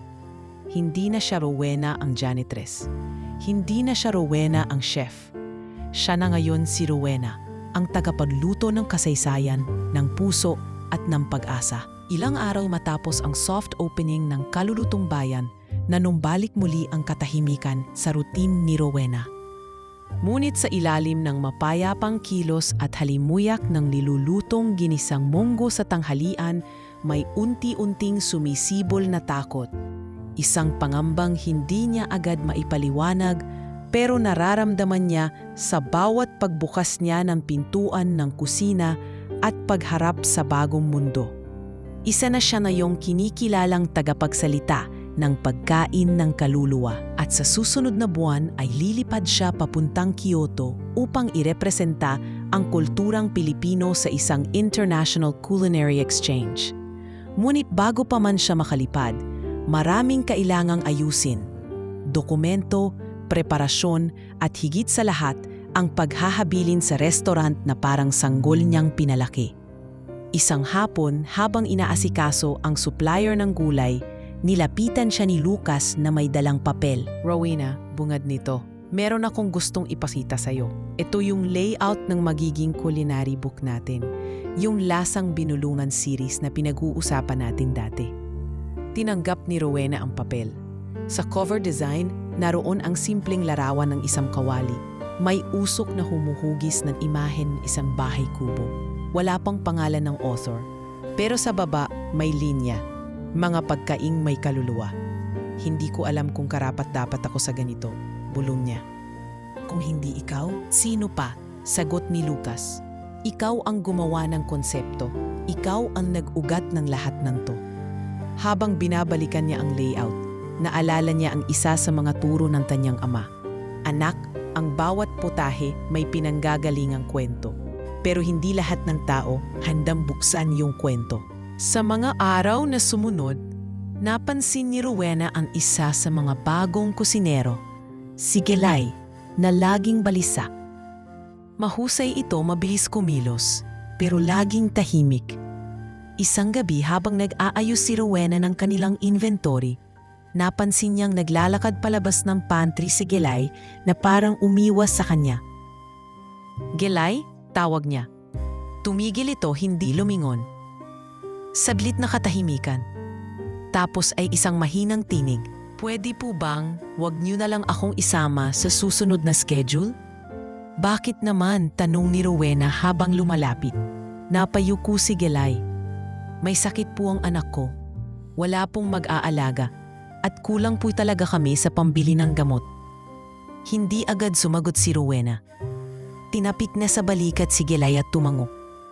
Hindi mo kailangang mamili sa trabaho o pamilya.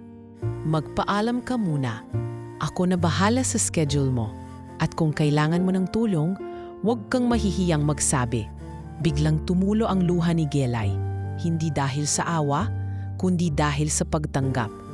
Ilang taon na siyang nagluto sa mga kusinang puro sigaw, puro pagmamadali, at walang damdamin. Ngayon lang siya inalalayan. Pagkatapos ng shift, napaupo si Rowena sa harap ng notebook ng kanyang ama. Sa pinakahuling pahina, may pahina ng resibo na ginawang bookmark. Sa likod nito, May nakasulat, ang tunay na luto ay hindi perpekto pero marunong magpakumbaba. Kinabukasan, sinimulan niya ang araw sa hindi inaasahang paraan. Sa halip na direktang magturo o mag-utos, inanyayahan niya ang buong staff sa isang tahimik na agahang sabay-sabay. Sa gitna ng simpleng mesa, sa likod ng kusina, inilapag niya ang 2 kaserola, isa para sa sinangag na may bawang at bagoong, at isa pa para sa sabaw na ampalaya at itlog. Walang training ngayon, wala ring briefing, aniya habang lahat ay nakatingin sa kanya. Ngayon, gusto ko lang marinig kayong kumain, magkwento, at maalala bakit kayo nagsimulang magluto. Nagkatinginan ng staff, may ilang nagulat, ngunit isa-isang lumapit ang mga ito, kumuha ng pinggan at nagsimula ng simpleng kwentuhan. Ang kitchen na dating puno ng kaba at tahimik na tensyon ay napuno ng tawa, buntong hininga at mga alaala. Kung paanong natutong magluto si Ana dahil sa lola niya, kung paanong si Nico ay dating street vendor at kung paanong si Lito ay nalulong sa bisyo at ginamit ang pagluluto para bumangon. Habang pinagmamasdan ni Rowena ang eksenang ito, may biglang bumalik sa kanyang alaala. Isang eksenang kay tagal nang inilibing sa likod ng mga hirap. Ang araw na sumama ang pakiramdam ng kanyang ama, ngunit pilit pa rin nagluto para sa kaarawan niya. "Hindi mo ba po ako kayang iwan saglit pa?" tanong niya noon, bata pa siya. "Hindi ko kayang hindi ka lutuin ng kahit ano," sagot ng kanyang ama. Dahil sa likod ng bawat putahe, nandun yung dahilan kung ba't tayo nabubuhay. At ngayon, habang siya ay naglilingkod bilang tagapamuno sa isang espasyong siya mismo ang bumuo mula sa sugat, natanto niya ang lalim ng mga salita ng kanyang ama. Hindi sapat na marunong kang magluto. Dapat marunong ka ring makinig sa katahimikan ng bawat taong nagugutom. Hindi lang sa tiyan, kundi sa pagkatao. Sa huling bahagi ng araw na iyon, dumating ang isa sa mga senior consultant ni Lucas. May dalang balita. "Rowena, confirmed na, ikaw ang napili ng Department of Tourism para sa flagship campaign ng Filipino Culinary Identity Project. Ikaw ang unang tampok sa pagkaing may pinagmulan na ipapalabas sa TV at streaming platforms." Hindi siya nakapagsalita agad. Tumango lang siya at muling bumalik sa kalan. Doon niya ipinasok ang kamay sa kawali. Inayos ang sabaw at marahang inamoy ang singaw. Dahil kahit ilang medalya pa ang isabit sa kanyang pangalan, kahit ilang kontrata pa ang niaalok, sa likod ng bawat tagumpay na ito ay isang dahilan na matagal ng buo. Isang nanay na kailangan ng hapunan, isang kapatid na gustong matutong magluto, at isang ama na sa bawat putahing inihain sa mesa ay nagsabing, "Anak, ito ang kwento natin." Sa kabila ng tuloy-tuloy na pag-angat ni Rowena sa industriya at ng tagumpay ng kalulutong bayan, hindi pa rin siya ligtas sa mga pagsubok. Isang umaga, habang siya ay abala sa pagpaprint ng bagong menu layout para sa restaurant, dumating si Lucas dala ang isang tablet. Tahimik itong umupo sa tapat niya sa pantry. Pinakita ang screen. "May gusto akong ipakita sa'yo," wika ni Lucas. Nakatitig si Rowena sa video, isang professionally edited advertisement. Malinis ang kulay, malambot ang musika. Natampok ang bagong bukas na restaurant sa kabilang kanto. Ang pangalan nito, Pusong Lutong Pilipino. Ang branding nito, Authentic Filipino Soul Food, created by passion, not education. Napakunot ang noo ni Rowena. "Hindi ba ito?" "Si Daniela," sagot ni Lucas. Siyang nasa likod ng brand. Ginamit niya ang ilang dating staff ng La Vista, pati na rin ang ilan nating intern na hindi na pumasok. Parang biglang lumamig ang hangin sa loob ng pantry. Hindi dahil sa inggit o galit, kundi sa sakit ng pagkakakilanlan. Parang unti-unting kinakaladkad ng iba ang mismong kwentong inaalagaan ni Rowena. Hindi natin sila pwedeng pigilan sa paggamit ng konsepto ng lutong Pilipino, paliwanag ni Lucas. Pero may ilang bahagi sa presentasyon nila na halos kopya ng format natin. May lasang naalala section sila at timpla ng nakaraan sa menu. Tahimik si Rowena. Tila hindi siya makahinga saglit. Hindi ko sila kalaban, mahina niyang sagot. Pero bakit kailangan gamitin yung mga salitang pinaghugutan ko ng damdamin? Dahil hindi lahat ng taong marunong gumawa ng sarili nilang boses, tugon ni Lucas. Kaya't kukuha sila ng kwento mula sa mga katulad mong marunong manahimik. Ilang araw ang lumipas at unti-unti nang naramdaman ni Rowena ang epekto ng bagong restaurant. Ilang dating suki ng kalulutong bayan ay lumipat ng kainan. Sinubukan ang masosyal na kapaligiran ng kalaban. Pinalitan ang tissue sa mesa ng pirasong tela mula sa lumang barong Tagalog. Bawat sangkap ay mas piniling manggaling sa komunidad mula sa mantika hanggang asin. Ngunit higit sa lahat, nagsimula siyang magdagdag ng isa pang bagay, maliit na istorya sa bawat menu item. Sa likod ng bawat pangalan, may nakasulat. Ang nilagang ito ay hamo sa panahong si Rodel ay nilagnat at walang pera para sa gamot. Mainit, payak, ngunit gumising sa gabi ang bawat isa para sa kanya. Ang tortan ito ay mula sa recipe ni Mang Temyong na nag-alaga sa amin noong panahong pinapaalis kami sa bahay. Isang pirasong talong, ngunit puno ng alaala ng pag-asa. Sa unang linggo ng pagbabalik ng sigla ng restaurant, may isang matandang customer na biglang napaiyak habang binabasa ang menu. Sa social media, may ilang nag-post na mas presentable raw ang plating doon. May nagsabing mas Instagrammable ang kanilang sabaw. Ngunit hindi iyon ang pinaka-nakabigla kay Rowena. Isang hapon, dumating ang kanyang ina sa restaurant. May hawak na flyer. Doon nakasulat ang isang promotional event ng Pusong Lutong Pilipino. Taste the soul of home, now better and cleaner. Anak, wika ng kanyang ina. Parang pinatatamaan kanila. Tinitigan ni Rowena ang papel. Hindi siya agad nagsalita. Ngunit sa loob-loob niya, alam niyang hindi lang pangalan ang pinupuntirya, kundi ang mismong kahulugan ng kwento niya. Hindi po ako lalaban sa kanila gamit ang gulo. Mahinahong sagot ni Rowena. Ang alam ko lang, may mga bagay na hindi kailangang ipaglaban ng pasigaw. Dapat ipinagluluto. Lumapit si Rowena. Nag-alala.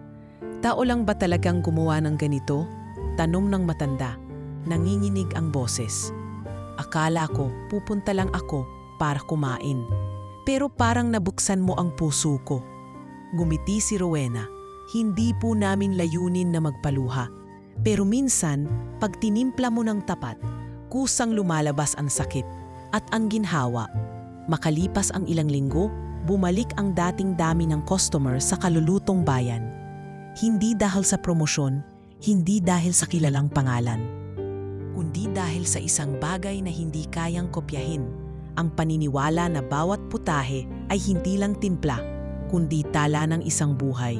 Isang gabi, bumisita si Lucas, may dalang sulat.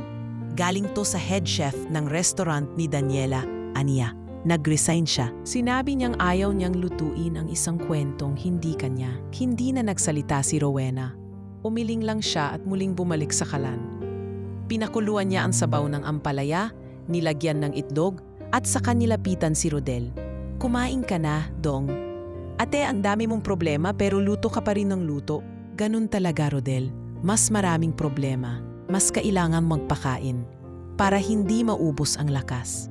At sa init ng ulam, sa usok ng kaldero, muling tumindig ang isang babae na hindi natuto manigaw para marinig. Dahil ang boses niya, kahit walang salita, ay bumubulong sa bawat kutsara. Hindi ko kailangang manalo sa gulo, basta totoo ang niluto ko. Matalipas ang mahigit 1 taon, unti-unting lumalim ang ugat ng kalulutong bayan, hindi lamang sa panlasa ng tao, kundi sa puso ng komunidad. Hindi na ito basta kainan. Isa na itong tahanan ng mga kwento. Lahat ng tumatambay sa harapan ng karinderya ay may sari-sariling alaala roon. Mula sa mga bagong kasal na unang date nila roon, hanggang sa mga trabahador na doon unang pinakain ng libre matapos ang malawakang tanggalan sa pabrika. Sa araw ng anibersaryo ng kalulutong bayan, nagdesisyon si Rowena na maghanda ng isang simpleng piging. Walang ingrandeng anunsyo, walang banderitas, walang karatula. Basta simpleng pahayag lang handaan para sa lahat. Pagdating ng 10:00 ng umaga, nagsimula ng magsidatingan ang mga dating customer, kasalukuyang suki at maging ang mga dating empleyado ng La Vista. Iisa ang layunin, makiisa, magsalo, magpasalamat. Chef Ro, sigaw ng isang batang lalaki habang bit-bit ang isang plastic na bote ng soft drink. Naalala niyo pa ba ako? Ako yung anak ni Manong Leo yung welder. Tumawa si Rowena. Ikaw pa yon? Aba, ang laki mo na ah. Kain ka na ha? May ginataang bilo-bilo kami dyan. Paborito mo yon. Habang nagpapakain ng mga dumadalo, pinagmamasdan niya ang paligid. Sa isang sulok, nakita niya si Lucas, kausap ang ilang mga lokal na opisyal. May mga mamamahayag ding naroon. Ngunit hindi iyon ang nakaagaw ng kanyang atensyon. Mula sa malayo, may pamilyar na mukhang papalapit. Muling humarap si Rowena sa kanyang team. Hindi niya itinago ang sitwasyon. Sa halip, nilatag niya sa mesa ang realidad. May bagong kompetisyon. Mas malaki ang puhunan, mas maraming marketing. Ngunit ang tanong niya sa buong staff ay simple lang. Kaya pa ba nating magsalita gamit ang pagkain? Ang sagot ng bawat isa ay hindi sigawan. Wala ring palakpakan. Sa halip, isa-isang tumayo ang mga chef at kusinero, kumuha ng apron at tahimik na bumalik sa kani-kanilang station. Ang sagot nila, oo, kaya pa.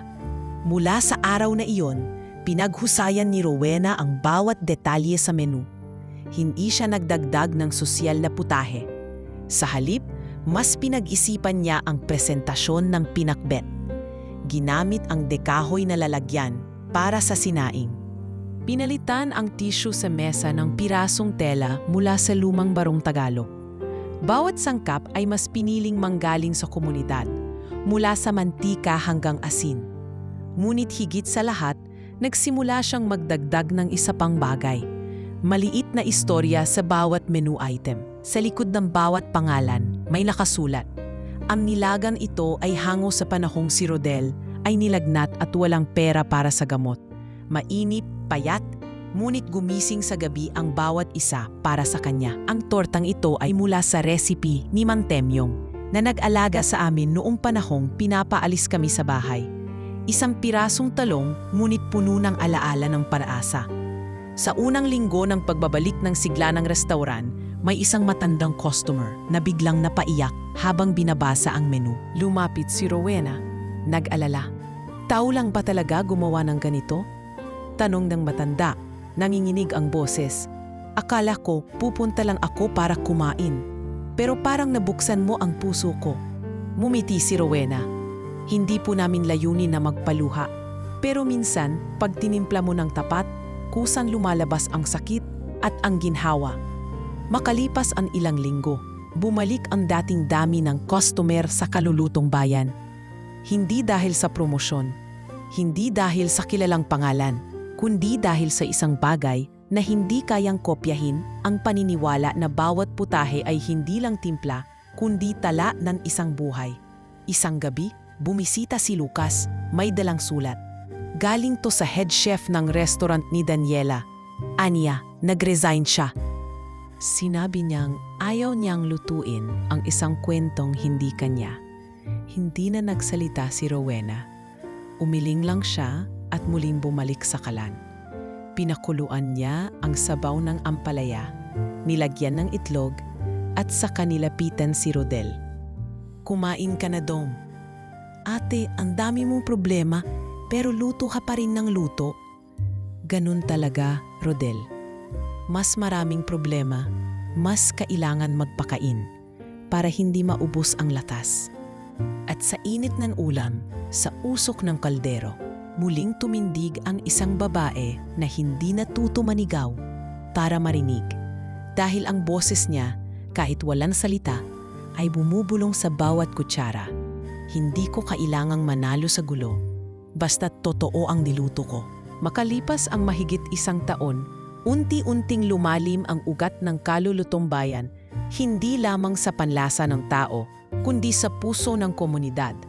Hindi na ito basta kainan, Isa na itong tahanan ng mga kwento. Lahat ng tumatambay sa harapan ng karinderya ay may sari-sariling alaala roon. Mula sa mga bagong kasal na unang date nila roon, hanggang sa mga trabahador na doon unang pinakain ng libre matapos ang malawakang tanggalan sa pabrika. Sa araw ng anibersaryo ng Kalulutong Bayan, nagdesisyon si Rowena na maghanda ng isang simpleng piging. Walang engranding anunsyo, walang banderitas, walang karatula. Basta simpleng pahayag lang, handaan para sa lahat. Pagdating ng 10:00 ng umaga, nagsimula ng magsidatingan ang mga dating customer, kasalukuyang suki at maging ang mga dating empleyado ng La Vista.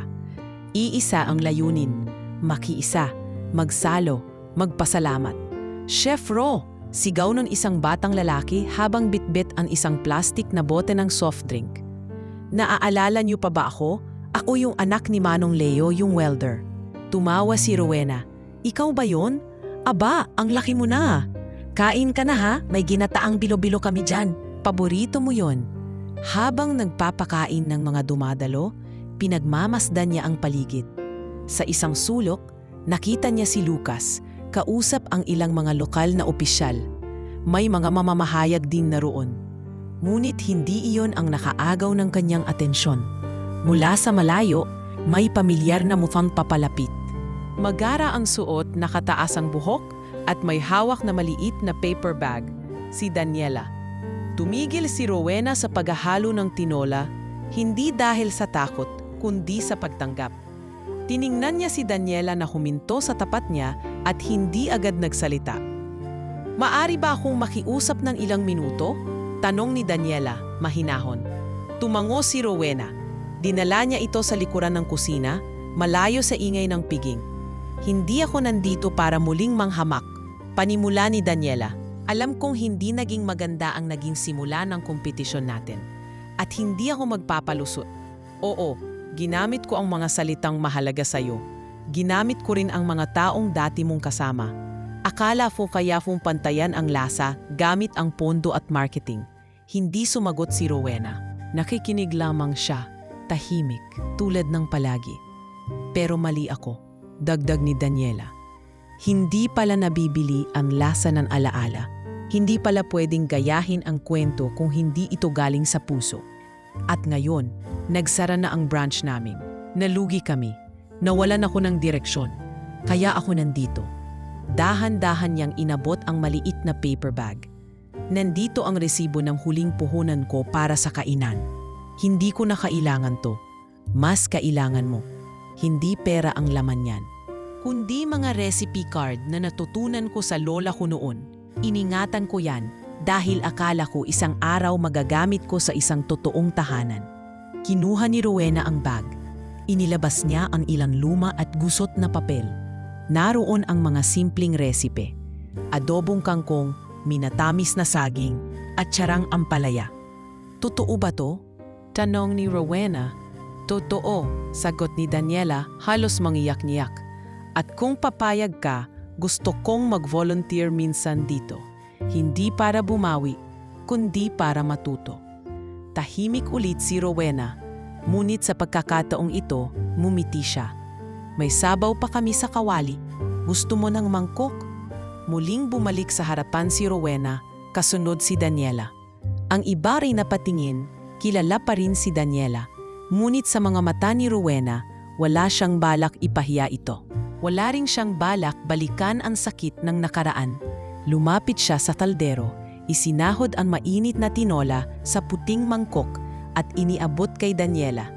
Tikman mo to, aniya. Ito ang una kong tinolang niluto matapos mamatay ang tatay ko. Hindi perpekto, pero ito ang nagbigay sa akin ng lakas para magsimulang muli. Kinuha ni Daniela ang mangkok at dahan-dahang sumubo. Sa bawat lagok ng sabaw, tila may bumabalik na damdamin sa loob niya. Hindi siya nagsalita, pero sa bahagyang panginginig ng labi, alam ni Rowena ang sinasabi ng puso nito. Makalipas ang ilang oras, natapos ang handaan, ngunit nagsimula naman ang bagong kabanata. Mula sa simpleng piging na iyon, isinilang ang bagong proyekto ng Kalulutong Bayan, isang community kitchen training program para sa mga dating kasambahay, construction worker, single mothers at mga out-of-school youth. Sa unang batch ng trainees, naroon si Daniela, hindi bilang espesyal na bisita, kundi bilang isa sa mga estudyanteng nakikinig, humahawak ng kutsara at natututo muling lumuto.